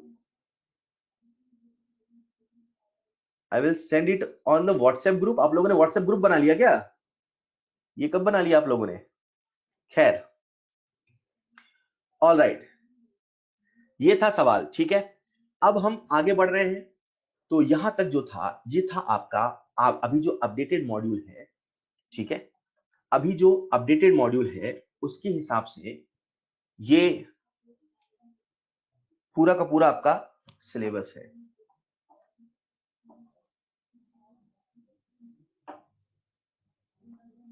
ऑलराइट, तो आपको अभी तक जितना बताया इसकी मदद से आप लोग क्या कर सकते हैं, पूरा का पूरा मॉड्यूल सॉल्व कर सकते हैं। तो इस पॉइंट पर मैं आपको दे रहा हूं नेक्स्ट क्लास का होमवर्क, और नेक्स्ट क्लास जो कि बेसिकली डिस्कशन क्लास होगी, आपका नेक्स्ट क्लास का होमवर्क है, आपका नेक्स्ट क्लास का होमवर्क है कंप्लीट मॉड्यूल। कंप्लीट मॉड्यूल सबसे पहले आपको करना है एक्सरसाइज 1, फिर आपको करना है एक्सरसाइज 3, और फिर आपको करना है एक्सरसाइज 2।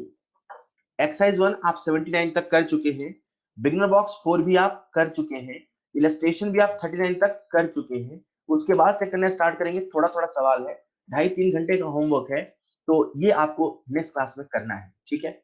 लेकिन लेकिन मैं यहाँ पर आपको छोटी छोटी मगर मोटी बातें और बता रहा हूं। ये तो था आपका होमवर्क, आई होप आप सब होमवर्क लिख लिए होंगे, नेक्स्ट क्लास जरूर अटेम्प्ट करेंगे। नेक्स्ट जो मैं आपसे डिस्कस करने वाला हूं वो डिस्कस करने वाला हूं concentration terms, right. Concentration terms जो डिस्कस कर रहा हूं, क्यों कर रहा हूं पहले वो सुनिएगा। हालांकि कंसंट्रेशन टर्म्स जो है वो डिटेल में आता है लिक्विड सॉल्यूशन चैप्टर में, डिटेल में आता है, ठीक है। लेकिन यहां पर भी हम आपको थोड़ा सा इंट्रो देते हैं, थोड़ा सा इंट्रोडक्शन देते हैं, क्योंकि आप सब 12th पढ़ क्या है और पेपर में आपके इससे सवाल आता है। कई बार बच्चे परेशान हो जाते हैं, बच्चे समझ नहीं पाते अगर मोलैरिटी आ जाता है। तो आप सब ध्यान से सुनिएगा, ध्यान से देखिएगा। मैं आपके सामने कंसंट्रेशन टर्म्स एक टॉपिक डिस्कस कर रहा हूं छोटा सा। यहां बेसिकली मैं आपको फॉर्मुलेज बताऊंगा, यहां बेसिकली आपको मैं छोटी छोटी बातें फील कराऊंगा। इन पर डिटेल्ड सवाल, इन पर खूब सारे सवाल, इन पर detailed analysis liquid solution chapter में आता है, ठीक है।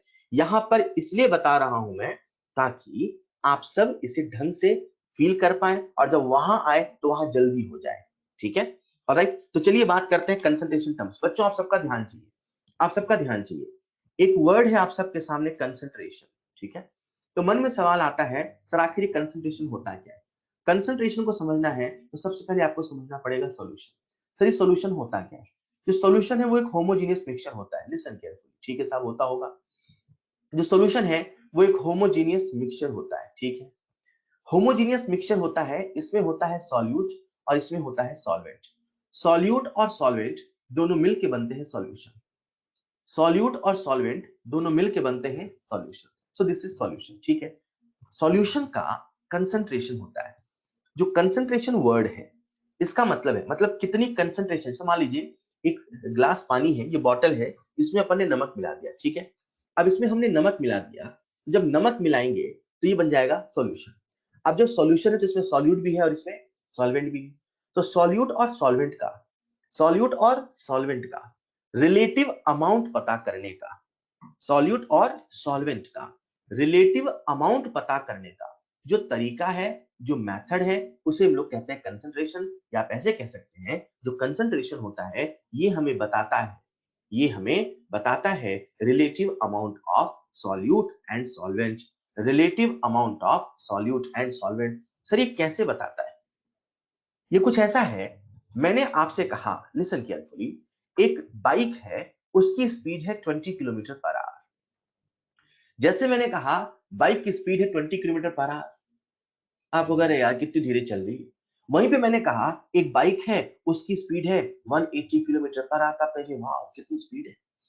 तो कहीं ना कहीं आपने स्पीड को फील किया है। जब आपसे कहा जाता है 180 किलोमीटर पर आवर, तो आपके दिमाग में दो चीजें आती हैं, एक कि उसकी स्पीड बहुत ज्यादा है, और दूसरी आपके दिमाग में जो चीज आती है वो ये, अच्छा वो ऐसी बाइक है कि वो पर आवर 180 किलोमीटर का डिस्टेंस ट्रेवल करती है। इसे कहते हैं यूनिट पढ़ना। आपने यूनिट पढ़ा, पर आवर, पर आवर, तो जो नीचे लिखा उसे मान लेते हैं 1, मतलब in 1 hour distance travelled is 180 kilometre. तो आपको बाइक की स्पीड का तो फील आ जाता है जब ये कहा जाता है।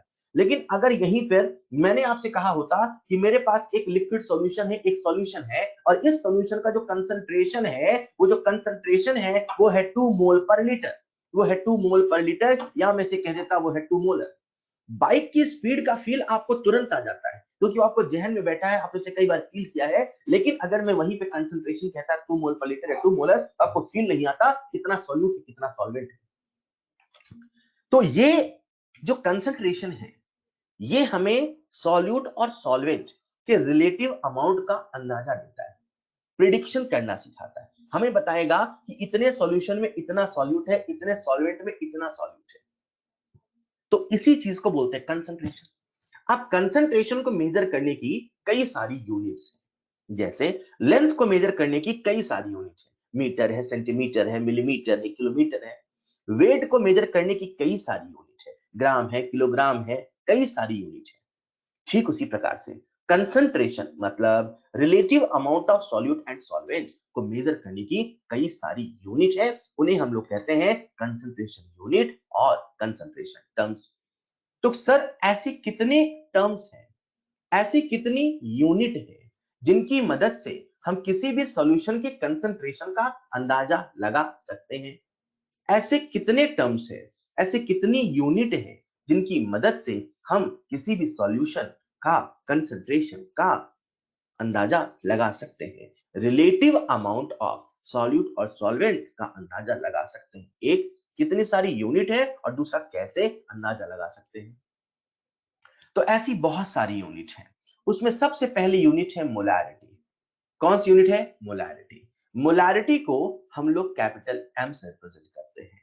ऐसे ही अगली यूनिट है मोलैलिटी। मोलैलिटी ये भी एक कंसंट्रेशन यूनिट है, मतलब ये भी स्पीड की तरह एक यूनिट है। इस यूनिट की मदद से हम अंदाजा लगाएंगे किसका? सॉल्यूट और सॉल्वेंट का। कहां? सॉल्यूशन में। तो ये हमें क्या बता रहा? कंसंट्रेशन। मोलैरिटी हो गया, मोलैलिटी हो गया, उसी प्रकार से है नॉर्मेलिटी। क्या है? नॉर्मेलिटी, जिसे हम रिप्रेजेंट करते हैं एन से। उसी प्रकार से है फॉर्मेलिटी, उसी प्रकार से है फॉर्मेलिटी जिसे हम रिप्रेजेंट करते हैं एफ से। उसी प्रकार से है स्ट्रेंथ ऑफ सॉल्यूशन।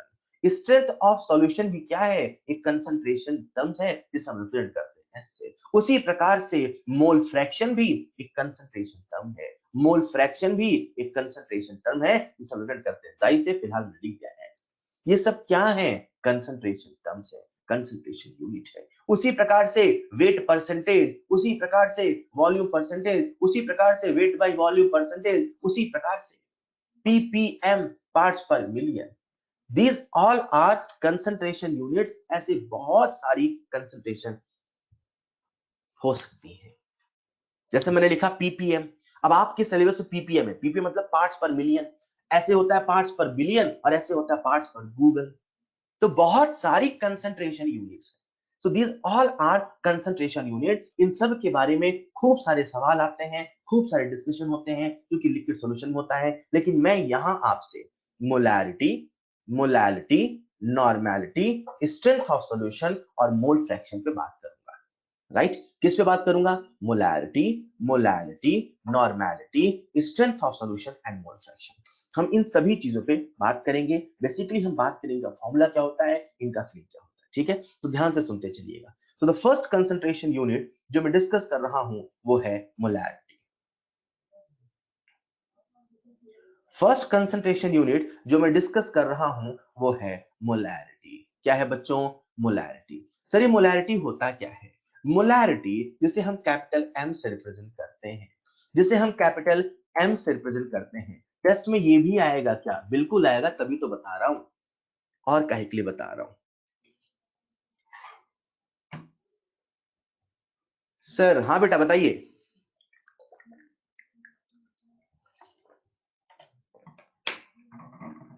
टेस्ट कब है? जल्द होने वाला है। ठीक है, चलिए गहरी सांस लेंगे। हम लोग पढ़ रहे हैं कुछ कंसंट्रेशन यूनिट्स। क्या पढ़ रहे हैं? Concentration units. पढ़े क्या? चलिए इनका फॉर्मूला याद करने की कोशिश करते हैं। The first one is molarity. Molarity होता है, मोलैरिटी होता है number of moles of solute upon volume of solution in litre. सच में ये तो सबको पता होता है, ये तो सबको पता होता है। जरा सुनिएगा मैं क्या बता रहा हूं।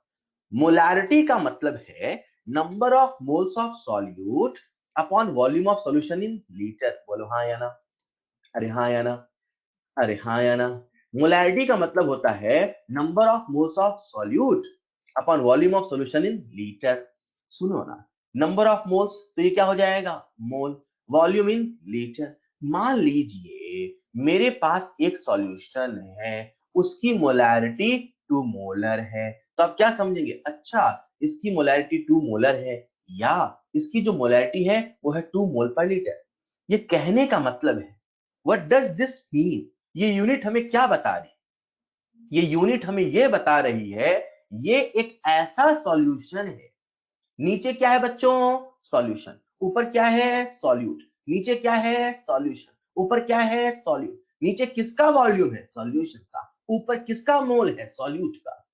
नीचे किसका वॉल्यूम है? सॉल्यूशन का। ये यूनिट हमें ये बता रही है, अच्छा ये एक ऐसा सॉल्यूशन है। लिसन केयरफुली, मैं सवाल पूछूंगा जवाब नहीं दे पाओगे। ये एक ऐसा सॉल्यूशन है जिसके एक लीटर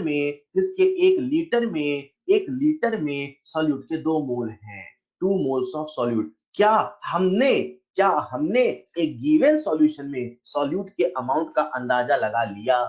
क्या एक गिवन सॉल्यूशन में हमने सॉल्यूट के अमाउंट का अंदाजा लगा लिया?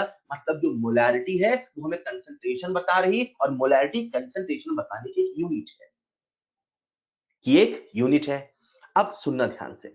इमेजिन करो मेरे हाथ में जो ये बॉटल है ये एक सॉल्ट सॉल्यूशन है। क्या है? सॉल्ट सॉल्यूशन है। देखना इसी चीज को मैं कैसे पूछ रहा हूं, सबका जवाब चाहिए बेटा। मेरे हाथ में एक सॉल्ट सॉल्यूशन है। क्या है ये? Salt solution. इसकी मोलैरिटी है 2 मोलर। इसकी मोलैरिटी है 2 मोलर। क्लियर? किसका सॉल्यूशन है? सॉल्ट का। मोलैरिटी कितनी है? 2 मोलर। मेरा सवाल है, अगर ये 500 ml है, ये जो सॉल्यूशन है 500 ml है, तो बताओ इसमें सॉल्ट के कितने मोल हैं? बताओ इसमें सॉल्ट के कितने मोल हैं? बताओ इसमें सॉल्ट के कितने मोल हैं? 2 मोल कहां से आए यार? ये 500 मिलीलीटर है। ये कितने मिलीलीटर है? 500 मिलीलीटर है। ये कितने मिलीलीटर है? 500 मिलीलीटर है। मोलैरिटी है 2, यानी कि 1 लीटर में 2 मोल। 1 लीटर में 2 मोल, तो आधा लीटर में 1 मोल। Answer will be 1। आधा लीटर में 1 मोल, आंसर विल बी 1। क्लियर? तो अपन ने क्या कहा? सब इसका जो मोलैरिटी है वो 2 मोलर है। ठीक है, जो सवाल पूछ रहा था मोलैरिटी कितना है? 2 मोलर है। इसका मतलब 1 लीटर में 2 मोल। 1 लीटर में 2 मोल। अब 1 लीटर में 2 मोल, मैंने कितने मोल लीटर बोले थे? 500 ml, मतलब आधे लीटर कितने मोल? 1 मोल। क्लियर? आपको याद क्या रखना है? मोलैरिटी का फॉर्मूला। मोलैरिटी का फॉर्मूला है number of moles of solute upon volume of solution in litre. Volume of solution in litre. बच्चों एक बात बताओ, ये जो मोलैरिटी है, ये जो मोलैरिटी है, ये टेम्परेचर डिपेंडेंट यूनिट है कि टेम्परेचर डिपेंडेंट यूनिट नहीं है? whether this is a temperature dependent unit और temperature independent unit, पता कैसे चलेगा? ऊपर मोल है, मोल एक नंबर है, टेम्परेचर बदलने से नंबर नहीं बदलेगा। पर नीचे क्या है? वॉल्यूम। वॉल्यूम जो कि एक टेम्परेचर डिपेंडेंट क्वांटिटी है। टेम्परेचर कम या ज्यादा होने से उसमें कंप्रेशन या एक्सपांशन हो सकता है। मतलब जब टेम्परेचर को बदलेंगे तो सॉल्यूशन का जो वॉल्यूम है उसमें थोड़ा बहुत चेंज आ सकता है। इसीलिए हम लोग कहते हैं जो मोलैरिटी है वो एक टेम्परेचर डिपेंडेंट क्वांटिटी है। जो मोलैरिटी है वो एक टेम्परेचर डिपेंडेंट क्वांटिटी है। वो एक टेम्परेचर डिपेंडेंट क्वांटिटी है। क्लियर? तो ये था first concentration unit, that is molality. अब एक दो सवाल करेंगे छोटे छोटे। अगली कंसंट्रेशन यूनिट जो हमारे सामने है उसका नाम है मोलैलिटी। उसका क्या नाम है? मोलैलिटी। थके तो नहीं, सुनते चलिएगा। उसका नाम है मोलैलिटी। मोलैलिटी को हम लोग रिप्रेजेंट करते हैं स्मॉल एम से। किससे करते हैं? स्मॉल एम से। Molality is represented by small m. अब देखो मोलैलिटी क्या होता है, सुनना ध्यान से सुनना। जो मोलैलिटी है वो होता है, molality is equal to number of moles of solute. Copy में लिखिएगा, number of moles of solute upon weight of solvent in KG. जो मोलैलिटी होता है वो होता है number of moles of solute upon weight of solvent in KG. ये क्या है? एक कंसंट्रेशन यूनिट है। चलिए इसको थोड़ा फील करते हैं, एक एक बार फील करते चलना है। चलो बच्चों मुझे बताओ मोलैलिटी की यूनिट क्या होगी? मोलैलिटी की यूनिट क्या होगी? What will be the unit of molality? आप मुझे बताइए मोलैलिटी की यूनिट क्या होगी? मोलैलिटी को हम लोग कभी स्मॉल एम लिख देते हैं, तो कभी कभी हम लोग क्या लिखते हैं? मोल पर केजी। मोल पर केजी। अब मैं एक सवाल आपसे पूछ रहा हूं, मान लीजिए मेरे पास एक सॉल्यूशन है, मेरे पास एक सॉल्यूशन है। उस सॉल्यूशन की जो मोलैलिटी है, क्या है? मोलैलिटी वो है, सॉल्यूशन की जो मोलैलिटी है वो है 2 मोलल। मेरे पास एक सॉल्यूशन है, उस सॉल्यूशन की मोलैलिटी है 2 मोलल। सॉल्यूशन की मोलैलिटी कितनी है? 2 मोलल। तो इसका आप क्या इंटरप्रिटेशन निकालेंगे? सॉल्यूशन की मोलैलिटी है 2 मोलल, इसका आप क्या इंटरप्रिटेशन निकालेंगे? सॉल्यूशन की मोलैलिटी है 2 मोलल, इसका आप क्या इंटरप्रिटेशन निकालेंगे? इसका आप इंटरप्रिटेशन निकालेंगे सर, जब जब उस सॉल्वेंट का 1 केजी सॉल्वेंट का लेंगे तब तब उसमें 2 मोल सॉल्यूट के होंगे। मैंने ये नहीं कहा 1 केजी में 2 मोल है। मैं ये कह रहा हूं जब जब 1 केजी सॉल्वेंट होगा, जब जब 1 केजी सॉल्वेंट होगा तब तब उसमें सॉल्यूट के 2 मोल होंगे। मतलब अगर वो 1 केजी सॉल्वेंट नहीं होगा तो ये भी 2 मोल नहीं। यही तो रिलेटिव है। What is concentration? Idea of relative amount of soluted solvent. Relative है। मैंने कुछ देर पहले कहा था मोलैरिटी, कैपिटल एम, वो भी रिलेटिव था। 2 मोल पर लीटर, 1 लीटर में 2 मोल। 2 मोल नहीं है, वो 1 लीटर नहीं है। जब वो 1 लीटर है तब वो 2 मोल है, जब वो 2 मोल है तो वो 1 लीटर है। उसी प्रकार से मोलैलिटी 2 मोलल, 1 केजी सॉल्वेंट में 2 मोल सॉल्यूट। सॉल्यूट के 2 मोल हमेशा नहीं है। क्लियर? एक मजे की बात मैं आपको बता दूं बच्चों, ये जो कंसंट्रेशन यूनिट्स है, ये जो मोलैरिटी है, ये जो मोलैलिटी है, ये जो मोलैरिटी है, और सुनिएगा ध्यान से, बहुत इंपॉर्टेंट पॉइंट है। ये जो मोलैरिटी है, ये जो मोलैलिटी है, ये सब इंटेंसिव प्रॉपर्टीज हैं। ये सब इंटेंसिव प्रॉपर्टीज हैं। सर इंटेंसिव प्रॉपर्टी कहने का मतलब क्या है? इंटेंसिव प्रॉपर्टी कहने का मतलब है ये क्वांटिटी ऑफ मैटर बदलने से नहीं बदलेगी। कहने का मतलब है अगर इस सॉल्यूशन की मोलैरिटी है m, मुझे आप सबका ध्यान चाहिए, अगर इस सॉल्यूशन की मोलैरिटी है m, अगर इस सॉल्यूशन की मोलैरिटी है m, अगर इस सॉल्यूशन की मोलैरिटी है m, तो चाहे पानी आधा लो, चाहे सॉल्यूशन आधा लो, चाहे सॉल्यूशन पूरा लो, चाहे सॉल्यूशन 10 लीटर लो, चाहे सॉल्यूशन 100 लीटर लो, मोलैरिटी m ही रहेगी। उसको मैं अपनी भाषा में ऐसे कहता हूं, अगर एक सॉल्यूशन की मोलैरिटी है m, तो कतरे कतरे की मोलैरिटी, अगर एक सॉल्यूशन की मोलैरिटी है m, तो कतरे कतरे की मोलैरिटी है m। अमाउंट ऑफ मैटर बदलने से कंसंट्रेशन नहीं बदलेगा, मोलैरिटी नहीं बदलेगा। अगर एक सॉल्यूशन की मोलैरिटी है m, तो कतरे कतरे की मोलैरिटी है m। सवाल कितना भी आपसे कंफ्यूज करे, मैं कहूं कि मेरे पास एक सॉल्यूशन है, इसकी मोलैरिटी है m, बताओ 100 ml की मोलैरिटी कितनी? m। 200 ml की मोलैरिटी कितनी? m। 300 ml की मोलैरिटी कितनी? m। 500 ml की मोलैरिटी, सॉल्यूशन वही रहेगा, तो मोलैरिटी वही रहेगी। ठीक है? अगेन अभी आपको याद करना है फॉर्मूला। जिन बच्चों को याद है उनको तो मेहनत ही नहीं करनी, जिन बच्चों को नहीं याद है वो प्लीज फॉर्मूला याद कर ले। ठीक है? At least molarity, molality. नेक्स्ट अपने सामने आता है नॉर्मैलिटी। ठीक है? तो नॉर्मैलिटी होता क्या है, फिर से आप सबका ध्यान चाहिए। नेक्स्ट कंसंट्रेशन यूनिट्स जो हम बात कर रहे हैं दैट इज नॉर्मैलिटी। मुझे उम्मीद है आप में से 90% बच्चों को फॉर्मूला याद होगा। नॉर्मैलिटी, चलिए नॉर्मैलिटी का फॉर्मूला बताएंगे। नॉर्मेलिटी का फॉर्मूला बताएंगे एक बार रिवाइज कर रहे हैं पर फॉर्मूला यार, नॉर्मेलिटी का फॉर्मूला बताएंगे, फॉर्मूला रिवाइज कर रहे हैं, नॉर्मेलिटी का formula, normality is equal to gram equivalent upon volume of solution in litre, normality is equal to gram equivalent upon volume of solution in litre. बच्चों मुझे gram equivalent का formula बता पाएंगे, gram equivalent का formula बता पाएंगे? Gram equivalent is equal to weight upon equivalent weight, weight upon equivalent weight. बहुत अच्छे बच्चों, क्या आप मुझे इक्विवेलेंट वेट का फॉर्मूला बता पाएंगे? Equivalent weight is equal to, equivalent weight is equal to, बच्चों क्या आप मुझे इक्विवेलेंट वेट का फॉर्मूला बता पाएंगे? Equivalent weight is equal to molecular weight upon n factor, molecular weight upon n factor. ठीक है, आपको एक मजे की बात बताता हूं बेटा, सुनना ध्यान से। एक एग्जांपल ले रहा हूं, मैं पहले फील कराऊंगा फिर इसमें एक मजे की बात बताता हूं। ठीक है, फील क्या करा रहा हूं, मान लीजिए मेरे पास एक सॉल्यूशन है, ठीक है, एक सॉल्यूशन है और उसका जो नॉर्मेलिटी है वो है 1 ग्राम इक्विवेलेंट, उसका जो नॉर्मेलिटी है वो है 1 ग्राम इक्विवेलेंट। ठीक है, उसकी नॉर्मेलिटी कितनी है? 1 ग्राम इक्विवेलेंट। या ऐसे सोचो, और एक सॉल्यूशन है, सॉल्यूशन की नॉर्मेलिटी है, सॉल्यूशन की नॉर्मेलिटी है n, सॉल्यूशन की नॉर्मेलिटी कितनी है? n। सुन रहे हो क्या? मैं एक सवाल पूछने वाला हूं।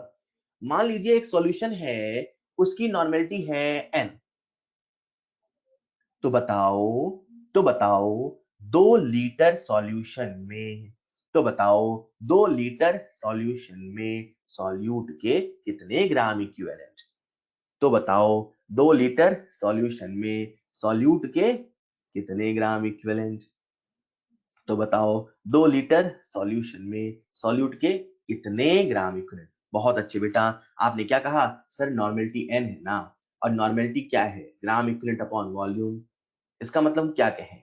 ग्राम इक्विवेलेंट अपॉन वॉल्यूम, मतलब जब जब 1 लीटर सॉल्यूशन लेंगे, ये वही वाली बात है कि मैं यहाँ पे n ना लिख के 2 लिख देता, तो आप क्या कहते? 2 ग्राम इक्विवेलेंट पर लीटर। मैं यहाँ पर n ना लिख के 2 लिख देता, तो आप क्या कहते? 2 ग्राम इक्विवेलेंट पर लीटर, मतलब 1 लीटर में 2 ग्राम इक्विवेलेंट। अरे हाँ है ना। अब यहाँ पे मैंने 2 नहीं लिखा है, मैंने क्या लिखा है? n। तो आप क्या कहेंगे? आप कहेंगे 1 लीटर में n ग्राम इक्विवेलेंट किसके? सॉल्यूट के। तो 1 लीटर में n ग्राम इक्विवेलेंट सॉल्यूट के, तो 2 लीटर में 2n ग्राम इक्विवेलेंट सॉल्यूट के। समझ में आ रहा है क्या? तो ये अपन यूनिट देख के सीधे बता सकते हैं, सीधे यूनिट से बताएंगे। ठीक है, तो अपने पास अभी 3 फॉर्मूले आ चुके हैं। एक मोलैरिटी का, याद करो जरा, सबको याद है? Number of moles of solute upon volume of solution in litre. Molarity, number of moles of solute upon weight of solvent in KG. Normality, gram equivalent upon volume of solution in litre. ठीक है, next जो मैं आपको unit बता रहा हूं, that is strength of solution. Next आपको मैं यूनिट बता रहा हूं स्ट्रेंथ ऑफ सॉल्यूशन, उसके बाद कुछ छोटे छोटे सवाल पूछूंगा। Strength of solution, strength of solution, जो स्ट्रेंथ ऑफ सॉल्यूशन होता है सबसे आसान यूनिट है, सबसे आसान यूनिट है। ये होता क्या है?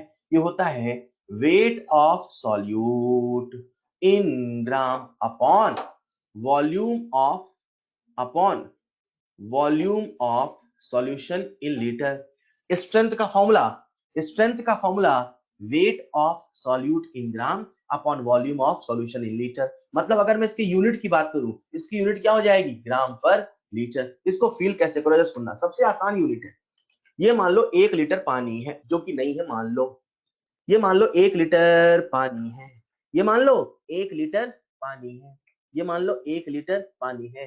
1 लीटर पानी में 10 ग्राम नमक के मिलाए, 1 लीटर पानी में 10 ग्राम नमक के मिलाए। कितना पानी? 1 लीटर। कितने ग्राम नमक? 10 ग्राम नमक। बताओ इस सॉल्यूशन का स्ट्रेंथ कितना? बताओ इस सॉल्यूशन का स्ट्रेंथ कितना? 10 ग्राम पर लीटर।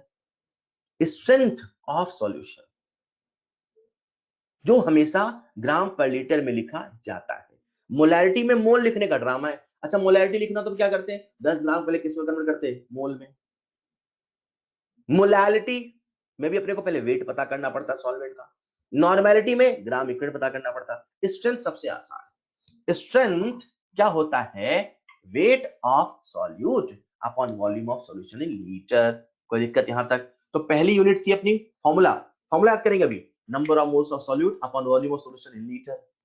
दूसरी unit molality, number of moles of solute upon weight of solvent in KG. तीसरी unit normality, gram equivalent upon volume of solution in litre. चौथी unit strength of solution, gram per litre. Next जो unit आपसे discuss कर रहा हूं जो कि last है, ध्यान से सुनिएगा, इसे हम कहते हैं मोल फ्रैक्शन। क्या कहते हैं? Mole fraction. यार सबसे आसान में से एक यूनिट है, लेकिन फिर भी बच्चे अक्सर इसमें कंफ्यूज हो जाते हैं। सबसे पहले आप फ्रैक्शन को समझो। किसको समझो? फ्रैक्शन को। फ्रैक्शन का मतलब क्या होता है? तो मैं आपसे ऐसे पूछता हूं, मान लो एक क्लास है।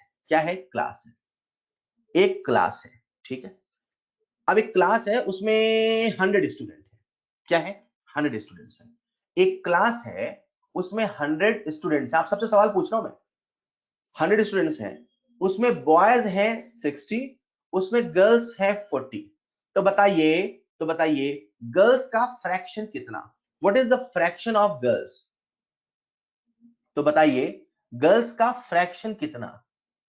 तो बताइए गर्ल्स का फ्रैक्शन कितना? मतलब आप मानते हैं तो जब फ्रैक्शन निकालना होगा तो जिसका पूछा है उसका अपॉन 40/60 कौन लिख रहा है भाई? जिसका पूछा उसका अपॉन टोटल। अरे यही तो होगा फ्रैक्शन ना यार, 40/100। मान लीजिए मैं आपसे बॉयज का फ्रैक्शन पूछता तो आप क्या कह देते? बॉयज का फ्रैक्शन पूछता क्या कहते? 60/100। कहीं ना कहीं आप मानते हैं सर फ्रैक्शन होता है जो पूछा है, जिसका पूछा है उसका अपॉन टोटल। मेरे साथ बोलेंगे, जिसका पूछा है उसका अपॉन टोटल, जिसका पूछा उसका अपॉन टोटल, जिसका पूछा उसका अपॉन टोटल। एक सवाल पूछ रहा हूं मैं, पूछ लो क्या? ये क्या लिखा है मैंने? ये जी क्या है? फ्रैक्शन ऑफ गर्ल्स है ना, फ्रैक्शन ऑफ गर्ल्स। ये क्या लिखा है? Fraction of boys. मान लो मैं सवाल ऐसे पूछता, एक क्लास है, उसमें 100 बच्चे हैं, उसमें 60 बॉयज हैं, 40 गर्ल्स हैं। What is the percentage of girls? Percentage of girls. तो आप क्या जवाब देते? What is the percentage of girls? तो आप क्या जवाब देते? शायद आप ये कहते सर परसेंटेज पूछा है तो 40/100 इंटू 100। परसेंटेज ऑफ बॉयज पूछा है तो 60/100 इंटू 100। मैं कहना क्या चाहता हूं, अगर कभी फ्रैक्शन को 100 से मल्टीप्लाई कर दोगे तो वो परसेंट बन जाएगा। अगर कभी फ्रैक्शन को 100 से मल्टीप्लाई कर दोगे तो वो फ्रैक्शन, तो वो परसेंट बन जाएगा। ऑलराइट, मैं कहना क्या चाहता हूं सुनिएगा। कंसेप्ट नंबर 1, फ्रैक्शन का मतलब है जिसका पूछा है उसका अपॉन टोटल। फ्रैक्शन का मतलब है जिसका पूछा उसका अपॉन टोटल। मैंने पूछा वेट फ्रैक्शन, जिसका पूछा उसका वेट अपॉन टोटल। मैंने पूछा वॉल्यूम फ्रैक्शन, जिसका पूछा उसका वॉल्यूम अपॉन टोटल। मैंने पूछा फला फ्रैक्शन, तो जिसका पूछा उसका फला अपॉन टोटल। मैंने पूछा ढिमकाना फ्रैक्शन, तो जिसका पूछा उसका ढिमकाना अपॉन टोटल। मैंने पूछा मोल फ्रैक्शन, तो जिसका पूछा उसका मोल अपॉन टोटल, उसका मोल अपॉन टोटल। तो मोल फ्रैक्शन। मान लीजिए एक कंटेनर है, इसमें ए के N1 मोल है, बी के N2 मोल है। मोल नहीं वेट दिया होगा तो मोल निकालना आपको आता है। चलिए हम लोग लिखते हैं मोल फ्रैक्शन ऑफ ए का मोल फ्रैक्शन लिखते हैं। तो क्या लिख रहे हैं अपन? क्या लिख रहे हैं? Mole fraction. किसका लिख रहे हैं? ए का। तो जिसका पूछा उसके मोल, आप लोग बोलेंगे जिसका पूछा उसके मोल अपॉन टोटल। चलो लिखते हैं बी के मोल फ्रैक्शन। बी के मोल फ्रैक्शन कैसे? बी के मोल फ्रैक्शन कैसे कैसे? जिसका पूछा उसका मोल, जिसका पूछा उसका मोल अपॉन टोटल मोल। ये क्या लिख डाला? फ्रैक्शन। कैसे परसेंट में कन्वर्ट कर लेंगे? क्या इसे परसेंट में कन्वर्ट कर लेंगे?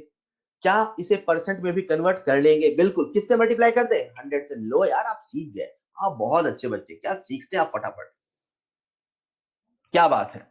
मतलब मोल फ्रैक्शन से परसेंट या परसेंट से फ्रैक्शन निकाल लोगे, परसेंट को 100 डिवाइड कर देना। मैंने कहा एक सॉल्यूशन है, उसमें ए का परसेंट है 40। मैंने कहा एक सॉल्यूशन है, उसमें ए का परसेंट है 40। तो बताओ ए का कितना फ्रैक्शन? ए का कितना फ्रैक्शन? ए का कितना फ्रैक्शन? ए का कितना फ्रैक्शन? फ्रैक्शन पूछ रहा हूं मैं। तो आप सामने जो फॉर्मूला लिखा है फ्रैक्शन इंटू 100 बराबर परसेंट, आप यहां कह नहीं सकते fraction equal two percent upon 100। कितना परसेंट बोला मैंने? 40। 40 अपॉन 100 कितना? 0.4। आप सब जानते हैं? नहीं जानते तो बता दूं, जो फ्रैक्शन होता है उसका जो एडिशन होता है हमेशा 1 होता है। इधर जैसे गर्ल्स का फ्रैक्शन, बॉय का फ्रैक्शन, जब आप ऐड करेंगे ना, कितने भी फ्रैक्शन ऐड करो, जब सारे फ्रैक्शन को ऐड करोगे तो हमेशा 1 होता है। फ्रैक्शन कभी 1 से बड़ा नहीं होता है। फ्रैक्शन कभी 1 से बड़ा नहीं होता है। सबका ध्यान चाहिए।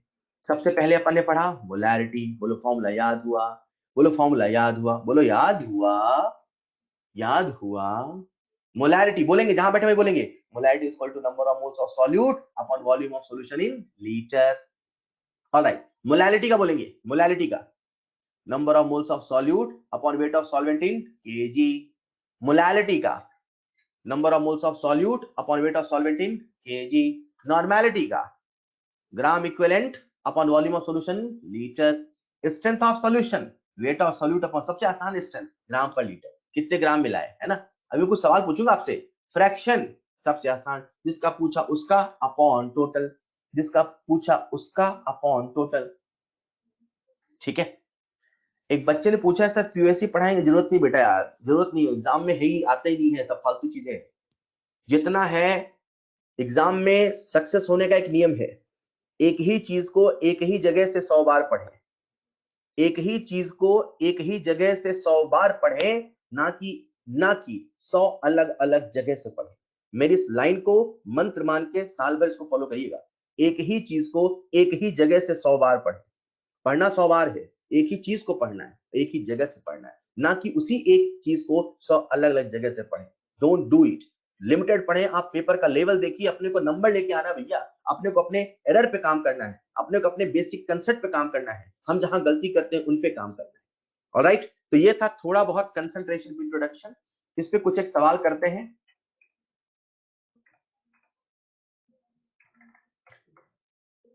नेक्स्ट क्लास का आपका होमवर्क रहेगा कंप्लीट मॉड्यूल, मैंने पहले दे दिया। ये मैं आंसर टिक कर दूं, ये सारा हैंडआउट मिट गया है।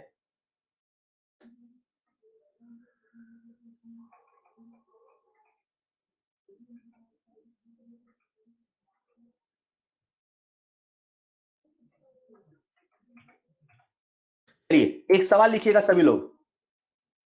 मॉड्यूल नहीं मिला है सर अभी तक, बेटा वो आपके ऐप में होगा, उसको डाउनलोड कर लीजिए, प्लीज उसे सॉल्व करिएगा यार, उसे सॉल्व करिएगा। ठीक है, एक सवाल लिखिए, चलिए सभी लोग एक सवाल लिखिएगा, एक क्वेश्चन लिखिए जल्दी से, देखते हैं कौन सी आंसर देता है। सवाल है 50 ग्राम calcium carbonate, 50 gram calcium carbonate will react with how many grams of will react with how many grams of 20% will react with how many grams of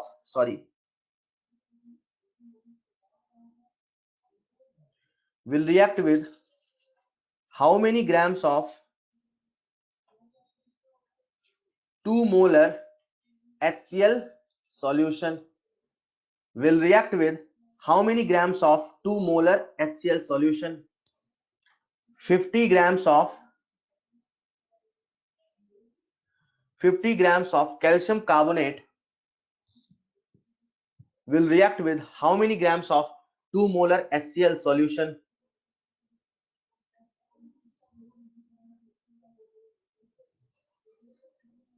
इसका वॉल्यूम दे रखा है 2 molar HCl solution 200 ml, 200 ml HCl solution. मैंने आपको अभी तक दो ही चीज पढ़ाई, एक पढ़ाई मोल कंसेप्ट और दूसरा पढ़ाया कंसेप्ट ऑफ ग्राम इक्विवेलेंट। मैंने कहा जब रिएक्शन लिख पाओ, बैलेंस कर पाओ तो मोल कंसेप्ट लगाना, जब रिएक्शन लिख ना पाओ, जब समझ में ना आए क्या करना है, जब समझ में ना आए कैसे करना है, जब समझ में आए रिएक्शन लिख रहा है तो अपन क्या करेंगे, कंसेप्ट ऑफ ग्राम इक्विवेलेंट लगाएंगे। कैल्शियम कार्बोनेट और HCl की रिएक्शन कैसे हुई, क्या हुआ, आपको सोचना नहीं है भैया, आपसे पूछा है कितने ग्राम की, कंसेप्ट ऑफ ग्राम इक्विवेलेंट लगाइए ना यार, कंसेप्ट ऑफ ग्राम इक्विवेलेंट लगाइए ना। कल की क्लास बेसिकली न्यूमेरिकल की क्लास है, हम केवल सवाल करेंगे, मॉड्यूल के सवाल करेंगे, वो जल्दी खत्म हो जाएंगे, तो फिर हम और सवाल करेंगे।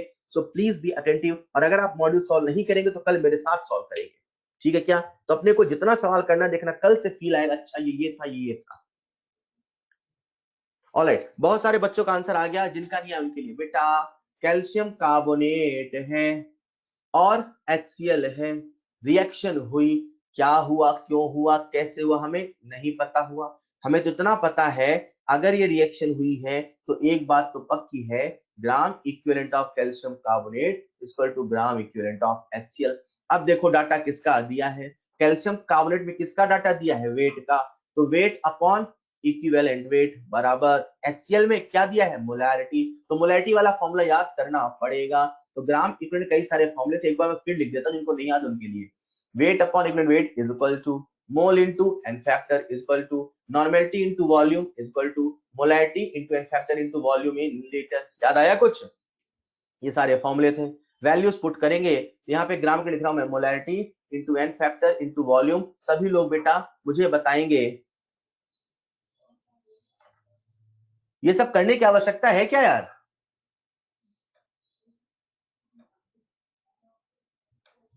हेलो,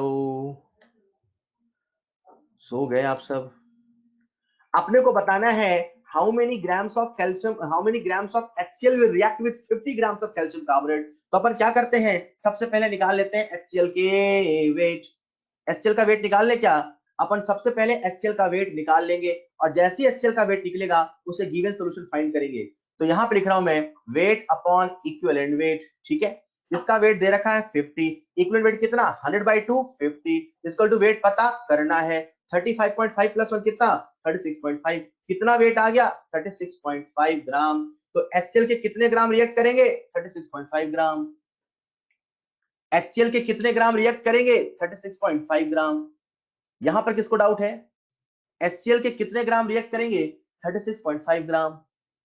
यहां पर किसको डाउट है, ग्राम इक्विवेलेंट लगाया, वेट अपॉन इक्विवेलेंट वेट वाला फॉर्मूला लगाया, wait upon equivalent weight, weight upon equivalent wait वाला फॉर्मूला लगाया, HCl का पहले वेट पता कर लिया। अब HCl कितने ग्राम है 36.5 ग्राम। अब सवाल में आपको दे रखा है 2 मोलर HCl सॉल्यूशन 200 ml, हमें इससे क्या मतलब है यार। अपने से पूछा क्या है, how many grams of 2 molar HCl solution, हमें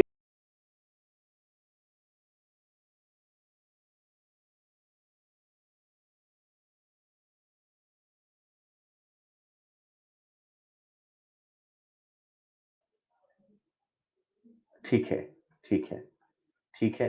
एक बार आप लोग सभी लोग आज बैठ जाइए, 3 घंटे निकाल लीजिए और लगातार मॉड्यूल सॉल्व करिए, ठीक है। कल की क्लास में हम सारा न्यूमेरिकल सॉल्व करेंगे। और हाँ बिल्कुल 200 ml में 36.5 ग्राम नहीं है एग्जैक्टली। वो जो डाटा दिया था ना बेटा, वो ऐसे ही कंफ्यूज करने के लिए दिया ताकि बच्चे सबसे पहले मोलैरिटी वाला फॉर्मूला लगाएं।